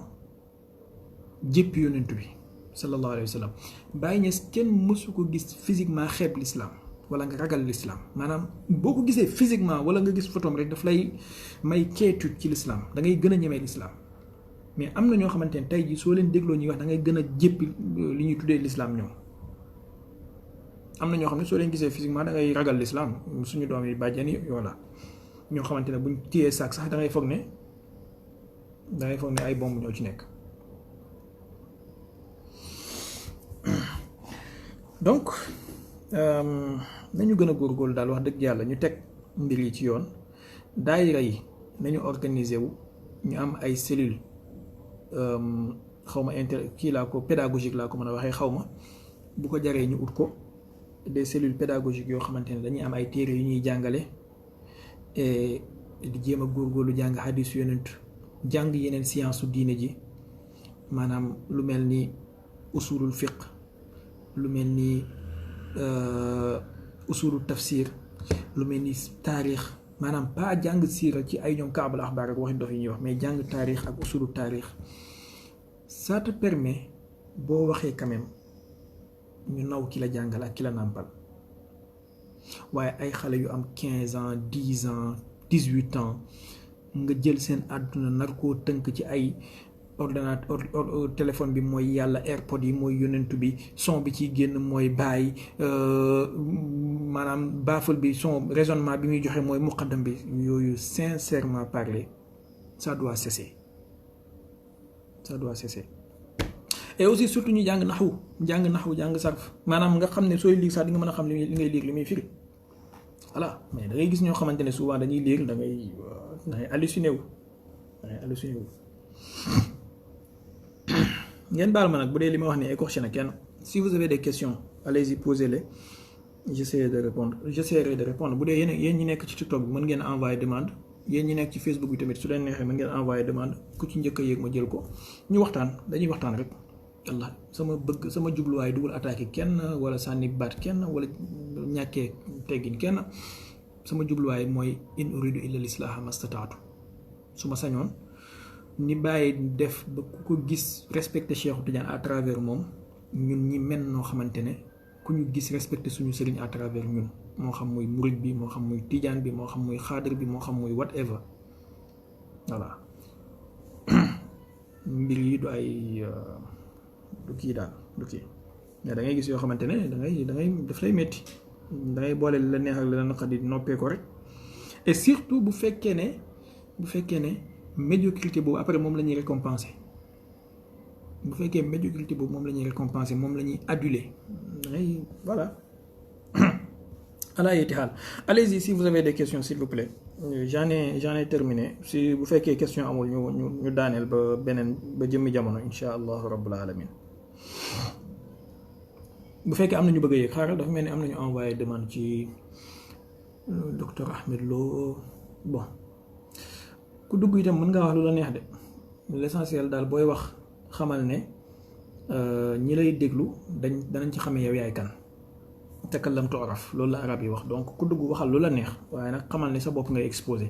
oustaz bismillah may nañ am nga 2 minutes après te ñu jël keneen. waaw asalaamaaleykum. waaleykum salaam wa rahmatullah. waaw ñu ngi ziar bu baax Cheikh Baye di rafetlu live bi. ziaratan. wax dëgg yàlla c'est la première fois ñu yëg ci live bi. wala ñu jokkoo mais rafetlu nañ kàddu yëpp. jaajëf. wax dëgg yàlla bi ngay wax daf ma delloo ci benn téere bi ñuy wax at-Tijaaniyatul Ahmadiyya wa sunna Muhammadiyya. bu wéyjur Cheikh Tidiane Gaye rahimahullah. nga xam ni dafa wax lu am solo nga xam ne mi ngi cay wax sax daayira yi léeg-léeg muskile yi nga xam daayira yi ñu ngi koy dund. su lu ñu ne fa yenn masaakil yu am solo. te li nga wax ni tey rek wax naa ko ci benn live ma ni léeg-léeg dafay am solo ñu xoolaat toogaay yi bu baax a baax. daanaka nag fépp la parce que soo demee ku nekk li nga nekk normalement war nga xam booy dugg ci mbir ma war nga kaa gëstu bu baax ba xam ko. beneen bi tamit ma xam naa ni du ñàkk incha allah dinañ sàkk nga gën koo leeral Mawlana Cheikh Tidiane yi bañ ko waxee ayub zabu aleyk mun leen naam parce que loolu mooy mbaaxu ñu suufee ñi ak ñu soxor ñi ak noon yi loolu mooy seen habitude kon nag bu fekkee loolu am na mu ni bu fekkee dégg ngeen ci man dara na ngeen ko peese si balaa sharia Mawlana Cheikh Tidiane kay bi mu ci def ay taali xaatam daf ni ko kon mu ni musuma gis benn zahim diini boo xam ni wax na wax ju gën a matale ji beneen bi mu ni dafa wóolu li muy wax parce que su ne bu ngeen déggee ci man benn wax dara na ngeen ko peese si balaa sharia mu ni kon dafa tënk ay taalibeem ci jàng xam-xam rawatina xam-xamu sharia dafa tënk ay taalibeem ci jàng xam-xam kon donc ngant amatul mooy li nga wax nag daayira yi nag waxtaan yi ay kéemtaan ak yooyu yëpp ay mojisaat baax na mais damay faral di ko wax ni ko nañu jàngal nit ñi fiqu siira ba ci siira bi soo xoolee li ñuy waxtaan mooy yonent bee wax loo garab ga moo doxloo mbëtt ma ne leen yooyu yëpp lii lépp solo mooy ñu jàngal nit ñi fiqu siira fiqu siira jàngal nit ñi xam-xam jàngal nit ñi ñu xam seeni farata dëgg la am na ñoo xam ñu ngi ciy góorgóorlu bu baax mais dafa des comme li nga wax tey boo demee ci tey sama mbokki mutasawwifun yi nga dem ci mbokki wahabi yeeg yëpp da ciy am day gis koo xamante ni xàmmewul sax faraidu salaa jug di dal ci koo xamante ni daanaka maanaam moo ko raw fuuf ci lépp ci côté yëpp waaye moom faraidu salaa sax xamu ko mais ma ngi koy digal nga ñëw ci tarixa bi koo xam ni. 30 secondes s'il vous plaît ñu jël ñeneen ñi bismillah. incha allah waaw nga gis koo xam ne day ñëw di jéem a gëstu alxatmiyatu wal katmiya ñu koy wax waaye ba léegi sax moom am na lu ko dese lu bëree bëri ci wàllu sharia wàllu ay farataam ak ay sunnaam kon daal vraiment kontaan nañu bëgg nañu bu baax ci leeral yi xam naa ñuy sàkku rek nga gën ñoo leeralal ci iza sami'tum anni shay'an boobu. d'accord ak maanaam li ñaan cheikh moom moo ne alquran salatul fatihi moo gën alquran ñu ngi sàkku daal ay leeral yoo xamante ni incha allah nga indi ko ci ndax am na ñuy génne ay lii ni cheikh ko wax damaa xamul ba xam mool yooyu dañoo wérul. jaajëf wala man tabarakallahu man déggul li cheikh wax. jërëjëf asalaamaaleykum waaleykum salaam wa rahmatullahi wa barakatuh jërëjëf alors donc ñu jëlaat keneen incha allah xam naa balaa keneen di yéeg question bi mu laaj iza sami'tum anni shay'an fazinuhu bi mizani shar'i fa ma wafaqa fa xuzu wa ma xalafa fatruku il faut savoir que Cheikh Tidiane waxam jooju mu wax ju yaatu la mais bokk na ci liñ ci mën a déggee itamit mooy ne du ne ay noonam kese ñoo koy fenal maanaam même taalibe Tidiane bi mën na waxal Cheikh Tidiane lu dul dëgg voilà loolu tamit war na bokk ci li ñuy déggee ci wax ji même taalibe Tidiane bi mën na créer ay affabulation yoo xamante ne moom pour moom défendre Cheikh Tidiane la te fekk li muy wax du dëgg donc c'est pas wax joo xamante ne bu ñëwee rek dañuy ut bouc émissaire ne noon yi la salafiste yi la wahhabite yi non léeg-léeg nga dégg ab suufiyanke buy wootee boppam taalibi Cheikh Tidiane di wax ay balivernes yoo xamante ne di ko askan Cheikh Tidiane ci fenal Cheikh Tidiane la bokk voilà fazinuhu bi mizani shar'i comme ni nga ko waxee Baye Niass ci boppam dafa wax ne wax ji dafay tegtale ne taalibi Tidiane amul ngànt ci ñàkk xam maanaam amul excuse ci ñàkk a jàng taalibi Tidiane amul excuse ci ñàkk a jàng donc dañoo war a jàng ñenn ñi nag xam nga nit ki doomi aadama lu mu xamul rek te ba pare mu xam ne daf cee am lacune daf koy faral di doya dal na li amul solo maanaam boo amul xaalis te xam ne mënoo am xaalis da nga naan am xaalis amul njëriñ àdduna fii kenn du fi de àdduna prison wu jullit ñi la voilà mais demal liggéey nga am ay milliards boo amee milliards di nga xam ne àdduna war na nekk prison wu jullit dafa war a nekk aljannaay jullit bu muy jaamoo yàlla balaa muy yegg ci aljannaay dëgg-dëgg ga voilà qul man xarama zinata allahi allati axraja li ibadihi wa tayibaati min arrizqi nga taxaw naan aljana prison wu jullit la war a doon da ngaa mënta am bànneex rek moo tax nga ne aljana prison wu jullit la war a doon donc yu mel noonu tamit il faut ñu koy bàyyi xel souvent nit ñi seen ñàkk jàng gi daf leen di métti te luñ koy faj ni ñu koy fajee rek mooy doyadal jàng ne jàng amul solo et c'est pas vrai quant à Cheikh Tidiane ak alxuraan Cheikh Tidiane mësta wax ne alxuraan moom moo gën wala salaatul fatih moo gën alxuraan Cheikh Tidiane li mu wax mooy alxuraan amul lenn lu yem ak moom moo gën ci bépp wax ju mës a am waaw léegi nag das yi am ci Jawahirul Maani loolu wax dëgg yàlla wax ju yaatu la c'est pas le sujet d'aujourd'hui mën nañ ko utal beneen jour insha allah docteur Ahmed Lo bismillah bon je sais que c'est pas le docteur Ahmed Lo mais dafa bind loolu ci tool bismillah Seydi am nga une minute 30 secondes s'il vous plaît ñu jël ñeneen ñi. man une minute sax baax na li ma la bëggoon a laaj mooy sëriñ bi dama bëggoon yow ñun ñoo nga wax ñu yan jour ngay taal man ci ñi représenté sufiyanke ci TikTok bi sama compte bi mooy compte bi gën a mag bi waxee xam-xam waaye man yow yaay sama sëriñ yow boo waxee ba jour ngay taal live ñun duñu taal mais dañuy ñëw compte bi fii pour nit ñi gis ñu loolu rek laa la doon laaj amuñ problème depuis jamonoy WhatsApp jamonoy Facebook ñu ngi lay topp man ñëw naa ba sa kër seet si la man ak Modou Lo léegi ne xel la ñun mbégte lañ am yow boo taalee ñun soxlaatuñu. jërëjëf boo taalee ñun soxlaatuñu. jërëjëf bu mënoon a xam say heure rek bu ko defee ñun dinañ stand by suñuy live man maay ki nga xam ne man maa représenté sufiyanke yi ci TikTok bi ci compte bi gën a mag bi nga xam ne moom la ñuy waxtaanee ci alxuraan ak sunna di contraire wahaabi yi seeni fen man maa ci compte bi gën a mag te léegi man man yow laay topp yow boo taalee ñun ñu bàyyi ñun suñ taal dañu ci yow la ñuy ñëw man loolu laa doon. jërëjëf bu ñu xamoon si heure rek incha allah. baax na incha allah Moustapha Diop ci Facebook laaj na mu ne lan mooy sama TikTok bi Alminhaj lañ ci bind Alminhaj. alors man nag wax dëgg yàlla amaguma jour bu fixe bu may taal live ci TikTok c'est pas encore parce que sama agenda dafa xaw a chargé tuuti même live Facebook yi da ngeen di gis ne souvent dama koy tëbal mais disons les samedis et les dimanches week-end en tout cas souvent mën nañu am dérogation ñu am jeudi mais pour l'instant wax dëgg yàlla amaguma jour bu fixe boo xamante ne ci laa leen di kii mais saa yi bu ko yàlla mayee ba agenda bi xaw a allégé wu tuuti dafa am ci yu ma nekk yu bëri moo tax moo ko gën a kii chargé mais bis bu allégé woo dinañ mën a ut jour bu fixe boo xamante ne danañ ko kii pour l'instant nañ jël week-end yi ak peut-être exceptionnellement les jeudis. alors xaaral ñu xool keneen jërëjëf mbokk mi Cheikh Niang Rachid allez Cheikh Niang bismillah 1 minute 30 secondes s'il vous plaît ku yéeg ak 1 minute 30 secondes ngir ñu may ñeneen ñi tamit.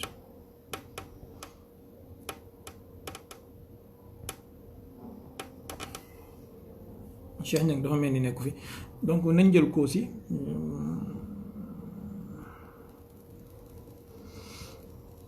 alors am na benn mbokk bu laaj question bu am solo ci Facebook bi nee na lan mooy différence entre différence idéologique diggante chafiite yi ak malikite yi Kosi allez-y. waaw salaamaaleykum wa rahmatulah sëriñ bi ñu ngi lay nuyu baax di la ziar. yàlla na yàlla nangu ziar 1 minute 30 s'il vous plaît. waaw di kontaan trop vraiment ci sa live bi vraiment sabab nañ di yegg fii ak di la suivre parce que da nga nekk koo xamante ne nii waxuñu ko ngir tagg la waaye dëgg la lu wér la da nga nekk koo xamante ne tiital nga maanaam tiital nga ñeel diina ñeel tarixa bi ñeel fayda bi te jamono yi dafa doon jamono joo xamante ne nii jamono ju doy waar la ci wàllu xeex maanaam kilifa yi di ko jéem a jaarale ci ay argument ci ay xam nga teg ko ci di ko jéem a teg ci xam-xam te ku mel ni yow wax dëgg yàlla gis nañ sa taxawaay maanaam ci défendre gi nga xamante ne yàgg nga ko def di ko def mag ñi macha allah te di ko teg ci argument yoo xamante ne nii ñi nga xamante ne day ñëw di jéem a xeex mag ñi yow yàlla may na macha allah nga daal di sut ci côté boobu noonu maanaam ci seen i point fort ci wàllu hadis yaa ngi dégg ci wàllu xam-xam téere ñoom souvent ci la ñuy sukkandiku te yow côté boobu noonu yàlla macha allah même may na la ci dëgg da nga cee kii waa géeju donc ku mel ni yow wax dëgg yàlla dañuy soxla trop yaa ngi dégg ngay yéeg ci panel comme ki fi wàcc léegi Maïssa moom mooy fi wax dëgg yàlla kilifa gaa yëpp ñi fi wax ci TikTok bi yëpp ci wàllu kii sufiyanke yi panel la mooy panel bi gën a siiw quoi ñëpp fay ñëw ak ñoom docteur Khadim Mbacké macha allah ak ñoom ñu bëree moo tax sànq mu yéeg di la ko souligner dama yéeg juste rek pour di la confirmer loolu pour nga bàyyi. incha allah jërëjëf jërëjëf Seydi Kosi alors ñu jël keneen incha allah dafa mel ni prince de la vérité. jërëjëf marhaba donc prince bismillah.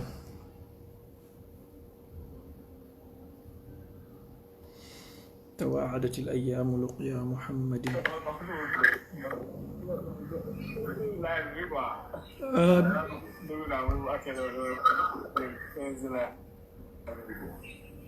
prince yaa ngi ñuy dégg wala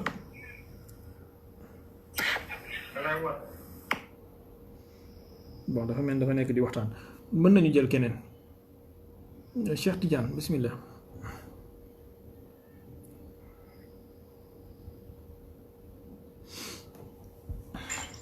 une minute si aleykum salaam une heure jot na nañ def 1 minute par 1 minute s'il vous plaît. marhaban Seydi yàlla na yàlla nangu ziar na ngeen def.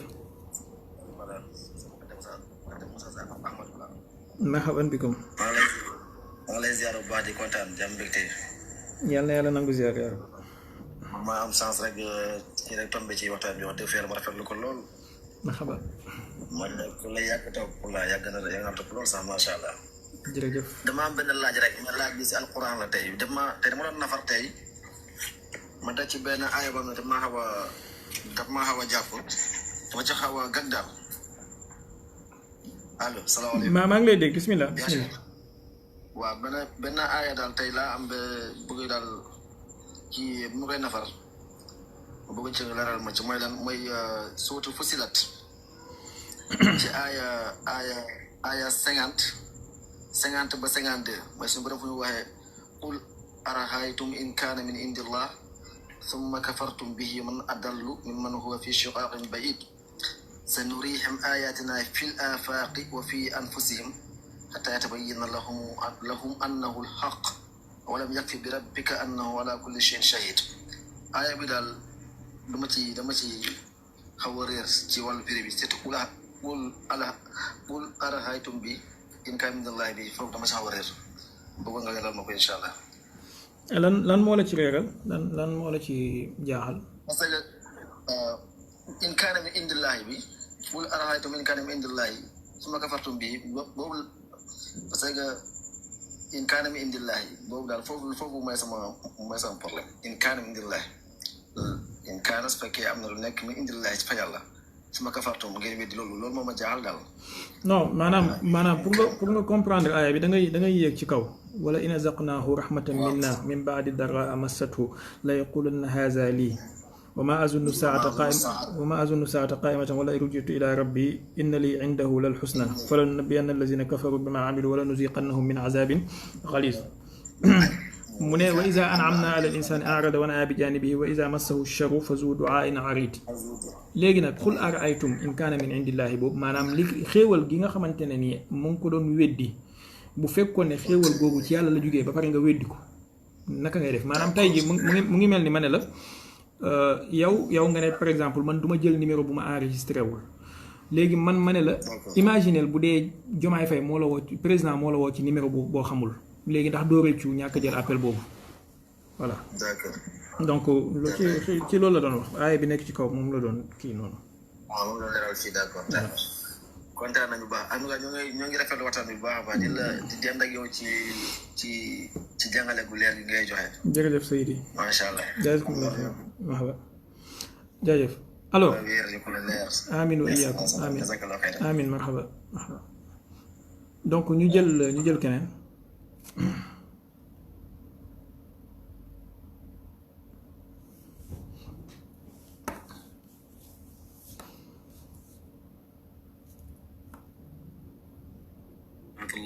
aleykum salaam wa rahmatullahi wa barakatuh. Seydi 1 minute s'il vous plaît.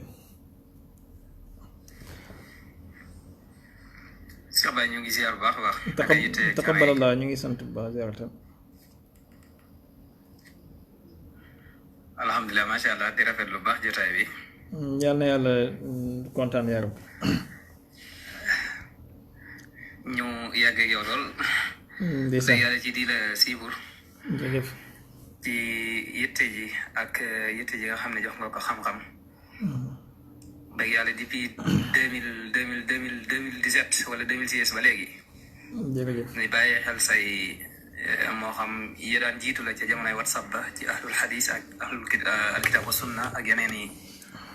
jàngukaay. macha wala allah yeneen i dajewukaay. macha allah. yooyu yëpp wax dëgg yàlla danañ fa daje ak yow wax dëgg yàlla nga nekk itam royukaay ci xam-xam wax dëgg yàlla. di rafet lu baax jotaay xëy na di ñaan rek. maanaam muy yaatu incha allah. incha allah rabbil alamin. ngoon gi danañ gis ne da ngay ñëw ci wàllu mustalax ak aljarh wa taadil ak lenn ci maanaam fëxrës yi ak yenn ci mustalaxat kii yenn ci yi nga xam ne xëy na taalibul ilm dina ko soxla dëgg-dëgg. waaye ñun moom xëy na par ngoon gi moom mel na ni live bi day xaw a gàtt loolu maa ngi gis mbokk yi ci commentaire xëy na doo bàyyi xel dëgg-dëgg maanaam commentaire yi ci TikTok bi. waaye TikTok bi de ko geesu TikTok bi bëri na ay taalibul ilm de. TikTok bi xëy na daa topp Facebook bi rek bàyyi waa TikTok bi nag sëriñ bi. waa Facebook yi moom faaw ngeen porter leen plainte wala ngeen ñaan leen ñu kii parce que daa mel ni seen tës rek moo jàpp gars yi.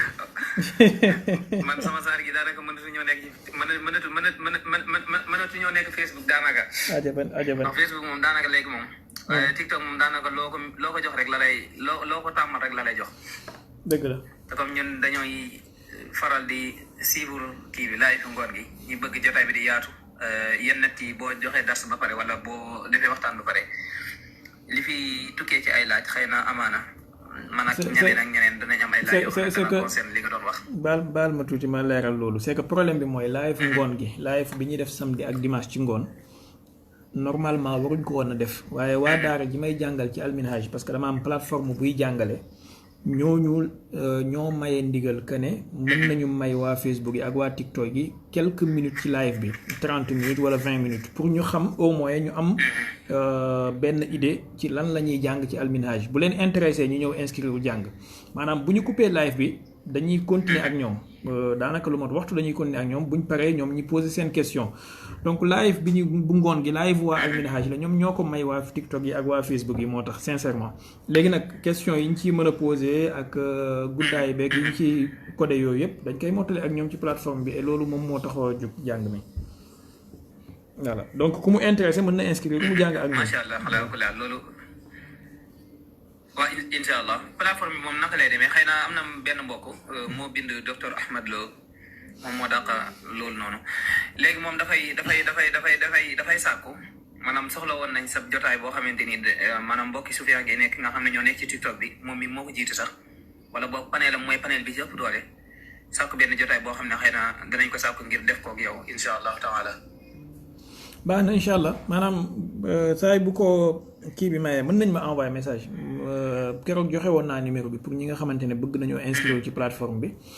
77 104 14 10 ñu envoyé ma ci message WhatsApp te ñu jéggal ma su ma yéexee tontu mais quand même dinaa tontu incha allah et après. incha allah jox ma ko 77. 104 14 10. 77 104. 14 10. 14 10. xam ngeen xam baal leen ma baal Manhalul Latif bi nag war nga ko àggale de fii min incha allah baal leen ma def Manhalul Latif bu alawi boobu noonu dinaa ko incha allah baal leen ma tooñ suñu mbokk yi tuuti bu doon damaa nekk di extrapoler comme ni ko Soufiane Gueye di defee ci ay kii dama naan su may joxe sama numéro Samadou Wahabo ahad continuer c'était juste une parenthèse donc dinaa tontu même bu su ma yéexee tontu dinaa tontu mais bu ko jot bi mayee rek incha allah amul benn problème pour jotaay bi mbokk mi di sàkku almanhalul latif bi tamit incha allahu taala bu ñu paree ci kii bi danañ ko yeggali peut-être ak waa TikTok bi sax bu boobaa ñu créé ci benn programme pour jàng ko incha allah mais daal il faut ñu jàng. macha allah s'il vous plaît il faut ñu jàng wax dëgg yàlla. incha allahu taala incha allah rabbul alamin. macha allah ñun de wax dëgg yàlla jaanibu ilmi bi lañ gën a côté xam-xam bi lañ gën a soxla. moo ëpp solo. te itam wax dëgg yàlla yéen a ci sunu royukaay daal ndax. dafa am loo xam ne ku ko fekk rek boo ko xamee te xam li ci penc bi yow responsabilité nga ci. te yéen itam seen wàll mën naa ne ba ngeen ca tollee ba leen ko seen jot mayee dëgg-dëgg def ngeen li ngeen waroon a def. jërëjëf fi ñu toll nii am na ci ndaw ñoo xamante ni ñu ngi ci terrain bi ñu ngi jéem a def li ñu war a def waaye yéen itam dafay baax yéen itam ngeen ñëw dooleel leen ci bu doon ne benn semaine bu nekk sax wala weer wu nekk ngeen may leen benn jotaay boo xam ne danañ ko dolli ko ci xam-xam dolli ko ci wàllu gëstu dolli ko ci wàllu lu bëree bëri. ndax dafa am ñuy jàmmaar lool ñoo xam ne xëy na seenam njàng soriwul te réew na ñàkk nañ kersa te bëri na lu ñu boole daal bëri na lu ñu boole ci ay jikko yu suufee yoo xamante ni jàpp nañ ne ñoom ñoo nekk ci dëgg man nag damay gisee seen jëf comme li alquran di wax naan ulaika alladina dalla sahyuhum fi lxayati dunia wa hum yaxsibuna annahum yuxsinuna sunaa dañoo sànk ba noppi jàpp ne ñu ngi jëf-jëf ji rafet loolu seen njort la te wallahi alazimi amaana li nga xamante ni moom la ñuy def du dara lu dul ak sànkute loolu nag ci kanam lay gën a leeri waaye dana baax yéen itam ñu mel ne yow ngeen ñëw dooleel ñi nga xam ne ñooy ndaw ñi nga xam ne ñoo nekk ci plateforme yi ci TikTok bi surtout xëy na da ngaa toog Facebook bi sax bàyyi ñu loolu laay wax. ndeysaan mais nag ma gàttal rek tey tënk asalaamaaleykum wa rahmatulah. waaleykum salaam jërëjëf gën laa kattanal. jazakumullahu xayran jërëjëf incha allah. barakallahu fiik. ngir yàlla mbokk yi ku dugg 1 minute rek s'il vous plaît parce que guddi na te mbokk yi nekk di demande bëri nañu. asalaamaaleykum wa rahmatulah wa barakaatu. waaleykum salaam ngir yàlla 1 minute rek s'il vous plaît. Baye Niass ñu ngi lay ziar bu baax. ziaratan. bari wuñu li ñuy yëg ci TikTok yi ci live yi. mais tey dañoo romb live bi déglu ngay wax ci lu am solo. surtout lu wàllum initiation nit ñi. ci wàllum maarifa wala ci wàllum xàqi la loolu dafa nekk ay mbir yoo xam ne ay mbir yu doy waar ay mbir yu yéeme. maa ngi lay wax ne am na benn sëriñ bu mag bu nekk Pikine ingénieur la en télécommunication la mais en même temps sëriñ la dafa ne sénégalais dañuy jàpp ni nit mënul mokkal alxuraan jàng alxuraan xam lépp continuer di jël costume di dem travailler liggéey comme ñëpp comme si de rien n'était comme yeneen réew yi dafay faral di wax ne Sénégal ñuy jàngale nit ñi maanaam ku jàng rek tuuti rek mokkal tuuti rek dafa pour moom automatiquement rek dafa war a nekk sëriñ mu ne loolu dafa war a jeex fii Sénégal sinon duñu avancer ci wàllum lu bëree bëri dañuy tardé imagine comme li nga wax sànq maanaam ñu jël coppati benn aaya alquran rek ñu coppati ko rek ne lii noo ko déggee ci maari man dama jàpp ni sax yu ci bëri ay reewante la te Cheikh Ibrahima wax nañ ne bi zahiri shari wa nuril mubin bu rabbi salikina bila shakkin wala rek kon lépp loo xam ne rek nit indi na ko ak lu mu mën toll mu waroog alquran rek teguwul ci alquran mu tuddee ko mun na ko tuddee nu ko neex rek ba mu des maari kon nit ñi base bi mooy problème de base mooy problème jàng ak gëstu te loolu ñu ngi la ciy jaajëfal bu baax di wax ne rek vraiment kontaan nañ bu baax lii rek lañu soxla may Cheikh Ibrahima dundam yëpp dina wax nit ñi nañ gëstu xam-xam dem na ba bind ci ay téere vraiment kontaan nañ contribution boobu rek lañ ci bëggoon indi jërëjëf di la jaajëfal bu baax di la wax ne kontaan nañ asalaamaaleykum wa rahmatullah aleykum salaam wa rahmatullah merci beaucoup parce que ñi bëgg a yëg dañoo bëri quoi bàyyi ma dëgg la kontaan nañ si yow moom kay ñii ñëw nañ ma dimbale rek ñu respecté 1 minute s'il vous plaît parce que vraiment damaa war a am lu may def it bëgguma dagg live bi de façon kii nii donc coopéré leen s'il vous plaît coopéré leen sinon yu mel ni su ngeen ko def day tax ma gëj fi de voilà dama am kii temps trop donc ñu jël beneen bokk incha allah en tout cas Sénégal dafa mel ni nekk fi sëriñ fi mu toll nii moom mooy business bi fi gën a yaatu parce que da ngay gis ñoo xamante ne seen àlliwo bënnul sax mais surtout booy déglu télé yeeg rajo yi da ngay yërëm sa bopp yërëm lim ñoom maanaam waaleykum salaam Seydi Muxtaar ñu ngi lay ziar bu baax na ngeen def waaye dama gis ma ne gis baat bi de xam naa ko ndeysaan moom la dëgg la marhaba bikum Seydi di am mbégte si sa taxawaay si sa liggéey jërëjëf sa fonk xam-xam yàgg nañu waxtaan macha allah ndeysaan jërëjëf si cofeel ci xam-xam donc loolu lu am solo la yal na yàlla yaatal lépp incha allah amin bi jaay rasulillah ci itam nit ñi bàyyi caaxaan te jublu ci dëkk ci wut xam-xam incha allah jërëjëf boo xamul rek ñi réer dinañ la réeral yóbbu ci loo xamante ne benn njëriñ waaye ci itam di xalaat ni ku nekk incha allah seetal sa bopp ban njëriñ nga amal addina bi ban njëriñ nga amal sa société waaw donc loolu lu ñu war a bàyyi xel la incha allah dëgg la barakallah jërëjëf Seydi jazakumullahu xayran kontaan nañ trop ci dégg leen marhaba alors tak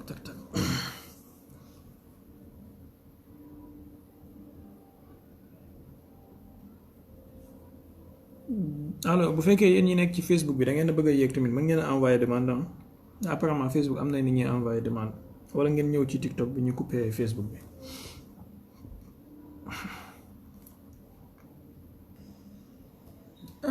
Karama Baye s'il vous plaît 1 minute rek ngir yàlla jàpp ci rek. waaw incha allah. salaamaaleykum monsieur Baye. waaleykum salaam wa rahmatulah bismillah. di la ndokkeel tamit ci initiative bu rafet bi. jërëjëf. di wax ne ñun moom suñu sëriñ nga dañuy ñëw rek di la ñaanal yàlla yal na yàlla gën laa dooleel gën laa kattanal barki yoon ci yàlla Muhammad sallallahu alayhi wa sallam barki Cheikh Diagne barki Cheikh Ibrahima radiyallahu anhu. amiin parce que dañ lay topp ci lu bari. waaw te bëri na loo xam ne daal suñ koy dégg ci sa làmmiñ danañu gën a dimbali parce que xam-xam da ngay wax. jërëjëf Seydi. yal na Cheikh Diagne nekk sa dimbali yal na Cheikh Ibrahima. yaa rab. asalaamaaleykum. jërëjëf jazakumullahu xayran.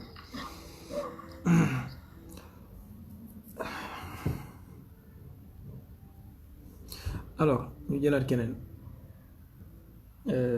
Cissé Baye nga yàlla dimbale ñu soo duggee rek 1 minute.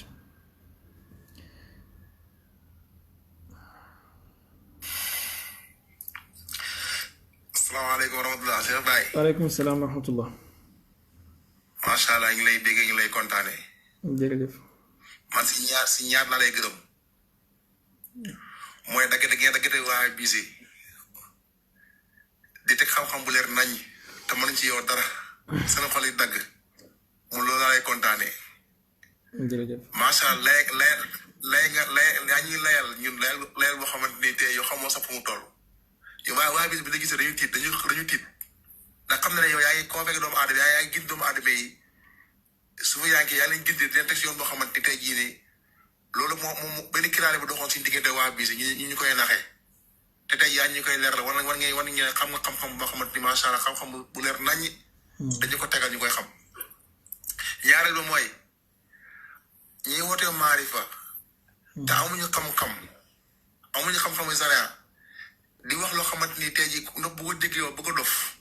yaa ngi dégg te kenn xam wax lan la. loolu moo tax waa bis bëgg ja yëpp. te ne yow tamit ko si xam-xam. moo tax leen saa yow dañ lay kontaane yow suñu tiitar nga yow mu di te jaan ak ñëpp ñoo lay tiitaroo ñoo lay safoo yàlla dafa la jàmm. amiin ñu kontaan nañu baax jërëjëf merci beaucoup. jazakumullahu xayran. alors am na waa Facebook yi ñuy posé ay questions yu am solo waa Facebook yi gis naa ci kenn ku laaj sànq ci wàllu mazhab Malik ak Shafii am na kenn ku laaj itamit ci ndax nit mën naa xam yàlla. d'abord question bu mel nii bon pas directement niñ ko formuler ni mais formuler autrement man te dama koy wax ci àdduna di ma déglu. dama ko laaj Cheikh Mahi Cissé 2014 ci Singapour man ak moom ak yàlla yoonam dina xam yàlla balaa muy dee léegi nag xam yàlla balaa muy dee boobu ndax ci mujjanteelu dundam la wala ndax ci d'ailleurs même diggante Mishri ak Mishri la wala Cheikhaani ak Baye ci seen woy yi ñu bindante boo déggee ci xasida gi mu ngi ko ci naan walaw fi aaxiri ramaqi waalam bi anna Baye moo ko wax Cheikhaani waalam bi anna tariqa cheikhi daaminatun darkal wusuli walaw fi aaxiri ramaq xamal ne tariqa Cheikhu Tijaan garantil na nit ki yegg ci yàlla donte ci dernier suufulam la nekk. Et en réalité tarbiya baatu arab la li muy firi mooy éduquer ci français boo ko bëggee firi ci olof mooy yaru kese loolu la baatu tarbiya di firi léeg-léeg nit ñee koy jël di ko ngandal di ko mystifier mais c'est pas quelque chose de diabolique ngay gis ñoo xamante sax dañ naan la taalibe bi ay jinne la ñuy gis ak c'est pas tarbiya mooy initiation ci benn yoon goo xamante ne dañuy yar sa bakkan yar sa jëmm comme ni ngay demee ci coach sportif bi mu initier la ci benn programme sportif nga éduqué wu ci loolu tarbiya loolu la mais autrement c'est tout donc bu leen nangu nit ñi di foowee seen xel yi di leen rëyalal yoo xamante ne di leen làkk ay baatu arab yu ñu leen dul wax signification yi léeg-léeg ñu wax la baatu arab boo xamante ne suñu la waxee signification yi ci olof da ngay reetaan sérieusement voilà donc baatu tarbiya signifié wu lu dul éduquer léegi nag éducation physique dafa am éducation spirituelle am tarbiya ci yoonu Baye par exemple wala ci yoonu tariqa Tijaan c'est une éducation spirituelle c'est tout. Autre question s'il vous plaît.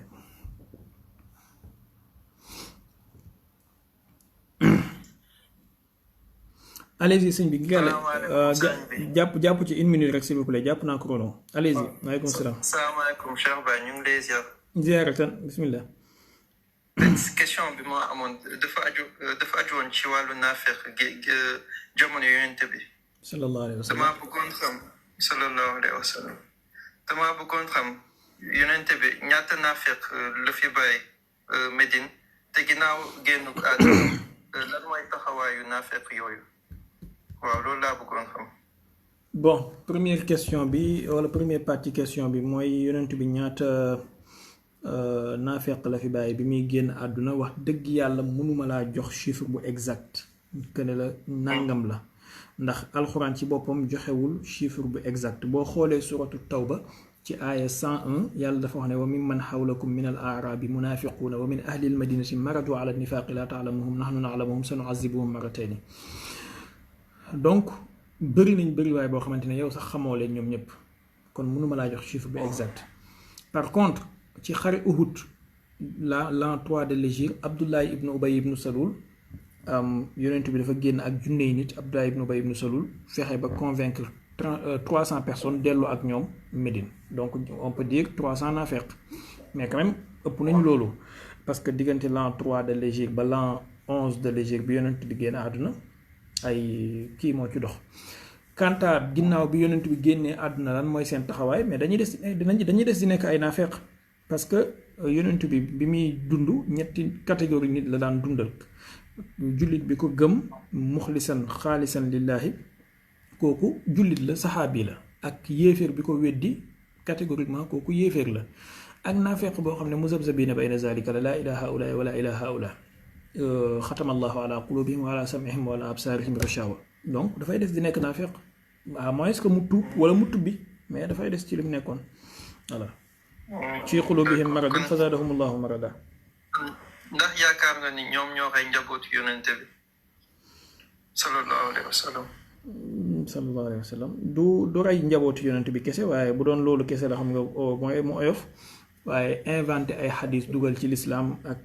inventé ay gëm-gëm yoo xamante ne tey jii jullit ñaa ngi koy gëm tax mu pervertir wala mu abrutir xeli jullit bi loolu bokk na ci seen liggéey loolu lenn la ci voilà maanaam bu doon rey njabootu yonent bi kese la ko noonu mu sedd ñu ngi lay jaajëfal jaajëf alors ngir yàlla ku yéeg rek nañu dimbale 1 minute s'il vous plaît ku yéeg nañu dimbale 1 minute damay jàpp chrono bu 1 minute yi passé mën naa wàccee nit ki directement s'il vous plaît. lamb daa bokk affaire kii. sëñ bismillah. seen affaire boobu ban trésor lañ ko yóbbu. trésor public la bëgg a dem mbokk mi bismillah boo demee trésor boo fa jëlee xaalis boo ñëwee nga sedduñ.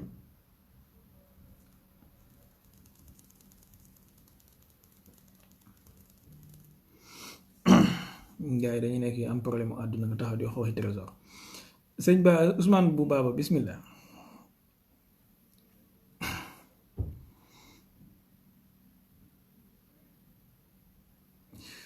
kan moo fi yee gën a yàgg kumbis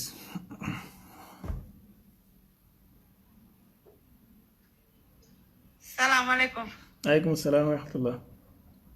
sëñ bi naa def. ñu ngi sant yàlla bu baax. alhamdulilah. bismillah. dama bëggoon bokk si leerloo. ayca. waaw. da ne àdduna bi yëpp a ngi lay dégg de. dëgg la kay. jaajëf bismillah.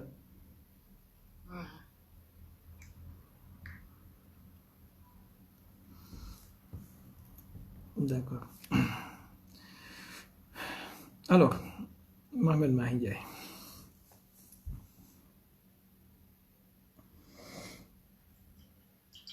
ngir yàlla 1 minute rek 1 minute rek.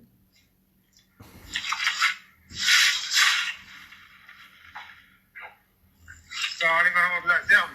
aleykum salaam wa rahmatullah.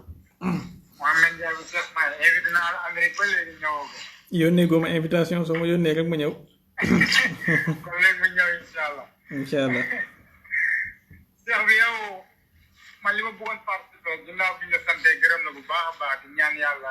may la wér ak kàttan yokk daraja yàgg. yaa rab xam-xam. yaa rab ya allah. time daal la ñuy wut time yow faaw nga jox ñi time ba nga xamante ni dëgg yàlla ñi ñëpp dañ mën a concentré wu ci xam ne jàpp nga trop mais bëgg neen temps ba nga xamante ni bu jotee ñëpp dañ xam ne Cheikh bi la ñu xaar ci Facebook bi wala ci TikTok ndax depuis 2016 ba léegi ñëpp a ngi lay topp wax dëgg yàlla bay nga sa waat ci diine ji sagu l'islam nga sagu soufisme sagu tarixa Cheikh na Ahmed Tidiane diñ joxate sagu ñëpp nga daal man su ma lay déglu damay kontaan ba du ma mën a wax waaye problème mu time daal la ñu am parce que parfois dañuy yéeg rek gis Cheikh bi di def waxtaan waaye bi nga xamoon temps bi exact moom ñëpp mën a jàppale Cheikh bi mi ngi ci heure bii lay def waxtaan dinañu neex trop wax dëgg yàlla ginnaaw bi ñu la santee gërëm temps daal soxla nañ. jërëjëf may ñu heure exact loolu la ñuy ñaan incha allah. jërëjëf Assane Madaras yaa ngi fi alors je vais donner une réponse générale ngeen baal ma ça c'est un peu damay tooñ mais quand même ngeen xalaat ci yéen ñëpp maanaam bu ngeen ma daggaloon salaire par weer wala ngeen daggal ma lu ma garantil samay dépense mensuelle yëpp boobaa mën naa leen a jox temps ak jour boo xamante ne chaque jour ma ñëw toog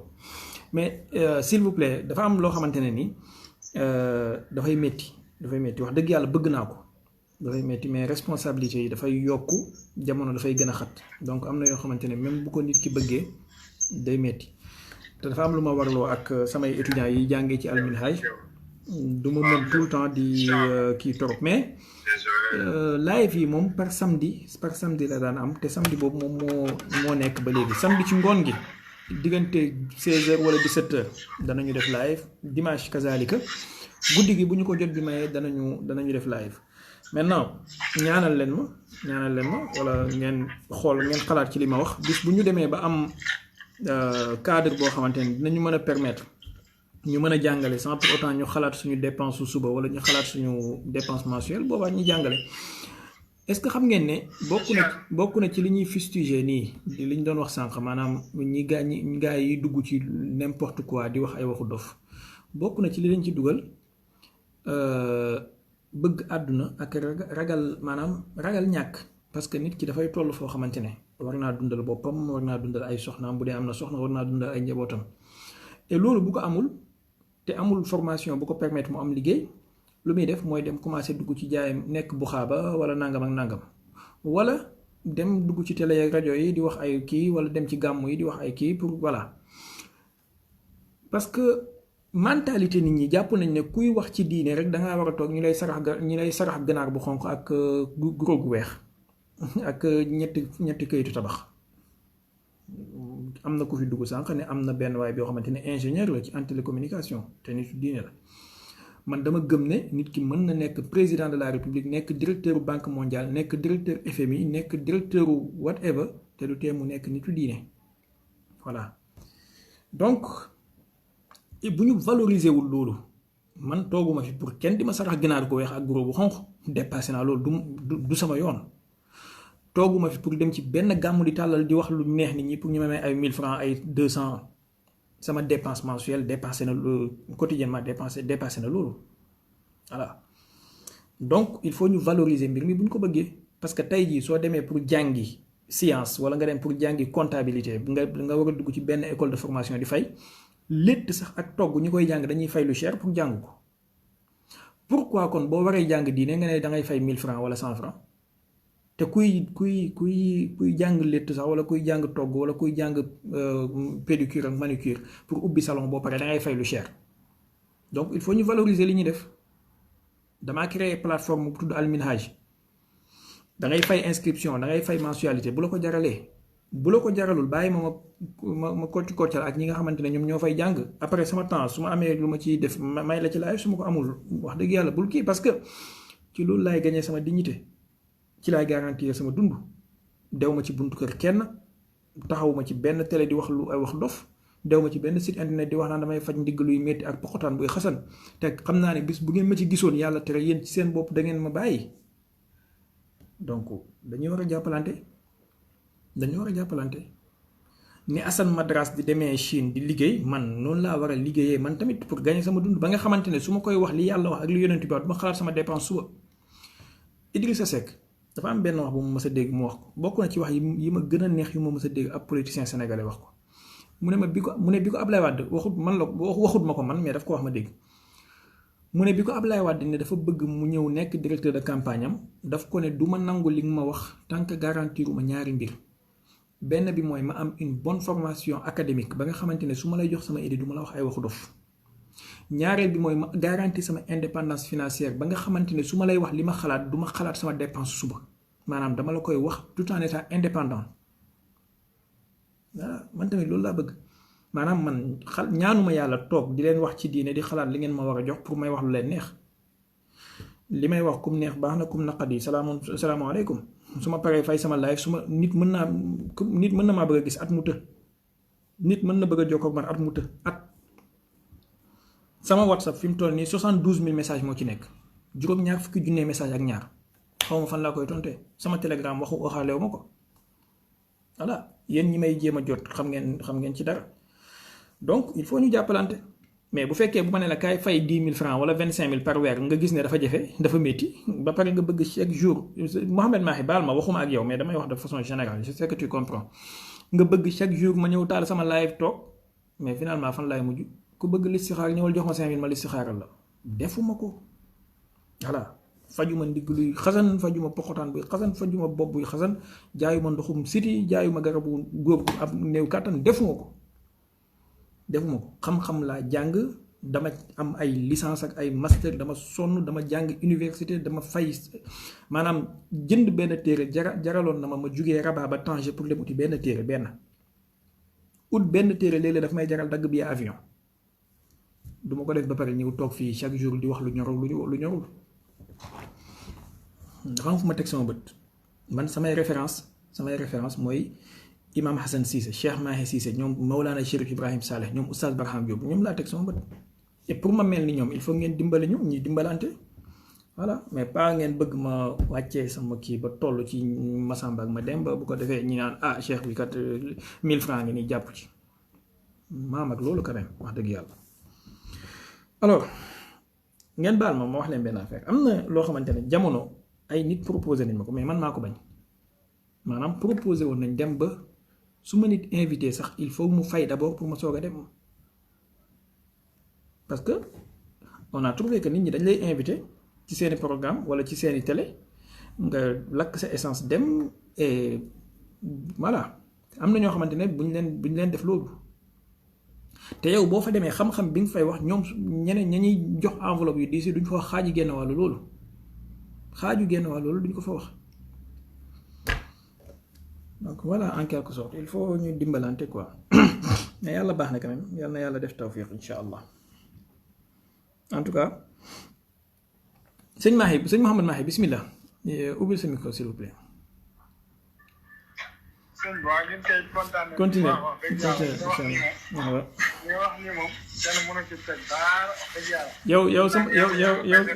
yow sama xarit nga moo tax ma profité bi nga duggee ma wax li ma bëggoon a wax parce que voilà keneen bu doon keneen la su yéegee mën naa foog ne moom lay wax te fekk wax ma ak moom. moo tax maa ngi déglu bu baax li nga wax nii kay leer na waaye incha allah dañ ci trouvé ay solution soobee yàlla. incha allah dañ trouvé ay solution dañ xool mbokk yi ñu xool li ñuy def même bu dee benn une heure de temps la ba nga xam ne chaque jour dañ koy am wala chaque semaine ñu am ko ñu xool li ñu koy trouvé ak lan lay laaj incha allah. maanaam baal leen ma jox leen benn exemple. am na nit ku ma xam koo xamante ne jarul may tudd turam ay taalibeem bon nekkul sénégalais by the way mais ay taalibeem li ñu def mooy comme dañoo bëgg mu di leen jàngal chaque semaine benn yoon dañuy cotiser chaque weer kii ne ko man gàddul naa la nàngam ci sa kër kii ne ko man gàddul naa la nàngam ci sa kër kii ne ko man gàddul naa la nàngam mais moom bi mu ñëwee daf ne leen loolu yëpp teggil naa leen ko xool leen naka ngeen di organiser rek ngeen def ko benn duf ab ci weer wi bu ko defee chaque semaine mu ñëw toog jox leen darsu 1h30 2h de temps kooku bu weer deewee du xalaat lan lay fayee ay ordonnance bu feebaree wala lan lay fayee courant am wala lan lay fayee kiram parce que imaamul Ghazali daf doon wax ci furudul kifaaya li ñu tuddee fardu kifaaya xam nga nitu diine yi surtout jàngkati Sénégal yi boo leen waxee fardu kifaaya rek dañoo jàpp ne mooy jullee néew ak yu mel noonu loolu la ñuy jàppee fardu kifaaya Assane Madras maa si Assane Madras gi mais imaam Ghazali bi muy wax ci furudul kifaaya mu ne mooy loo xamante ne nii moo ëpp solo ci diine ji pratiquement parce que tey jii yow Mouhamed Mahi Ndiaye soo jàngalewul te mën ngaa jàngale waaye say problème mu àdduna bëgg ngaa takk soxna boo takkee soxna bëgg nga koo yor bëgg ngaa nangam loolu dina la obligé nga dem uti liggéey te boo utee liggéey di nga bàyyi faraax maanaam di nga bàyyi benn vide ci li nga waroon toog jàngale vide boobu ngay bàyyi ku ko mateewul moom mooy ñëw dugg ci wax ci ay waxu dof boobaa tu as deux choix soit nga ñëw toog jàngale dootoo uti looy dundee bu boobaa ñàkk lay sonal soit nga dem uti looy dundee boobaa dootoo jàngale vide am na donc kër gi nga dëkk fardu kifaaya yu bari moom moo dajee pour kër gi mën a am menuisier bi dafa indi wàllam maçon bi indi wàllam carreleur bi indi wàllam électricien bi indi wàllam plombier bi indi wàllam ku nekk ébéniste bi indi wàllam pour que kër gi mën a mat du ne benn métier kese la téléphone yi ñuy utiliser bu ngeen xoolee maanaam sous-ensemble yi ci am da ngay gis lenn li ñu ngi ko liggéeyee Taïwan lenn li ñu ngi ko liggéeyee Chine lenn li ñu ngi ko liggéeyee Amérique lenn li ñu ngi ko liggéeyee Suisse lenn li ñu ngi ko liggéeyee Norvège pour benn téléphone naka noonu oto yi naka noonu avion yi donc jàngale yi tamit noonu la waxuma pour sama bopp mais pour ñi ngeen bëgg ñu di leen jàngal bu fekkee nit ki dafay ñëw toog di la jàngal 5 heures de temps par jour nga yëkkati benn 1000 francs jox ko te boo demee ci benn waay joo xamante ne xëy na musulaa jëriñ dara nga yëkkati 50 000 jox ko gis nañ ko fi voilà xëy na mais voilà day am gis nga benn waay boo xamante ne musulaa jox benn xaraf mais da ngay yëkkati 100 000 francs jox ko kii toog di la jàngal toujours moom naa nga koo jox benn 5 000 francs et après nga bëgg mu continuer di la jàngal chaque jour mu sol yére bu xotteeku wala li mu sol démb moom lay solaat tey du mën a sotti kabbirul amaim wa wassiwul akmam li ya'lamal juhala annakum ulama benn wax ju siiw la bon anyway alors allons-y nañu xool keneen sëñ Mouhamed Mahi bismillah bu fekkee kii nga ana soxna si mbaa mu ngi si jàmm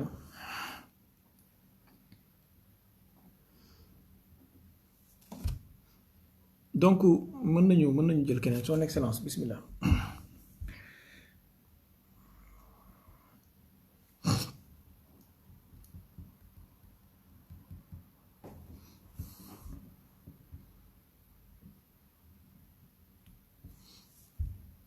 dafa mel ni dem na excellence bi daa mel ni Assane madrasa de Assane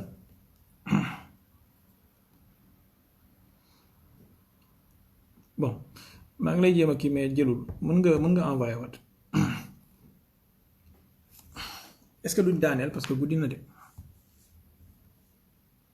1h45 ñu daaneel s'il vous plaît ci man la wala ci yéen la maa ngi jéem a dugal mbokk yi waaye duggul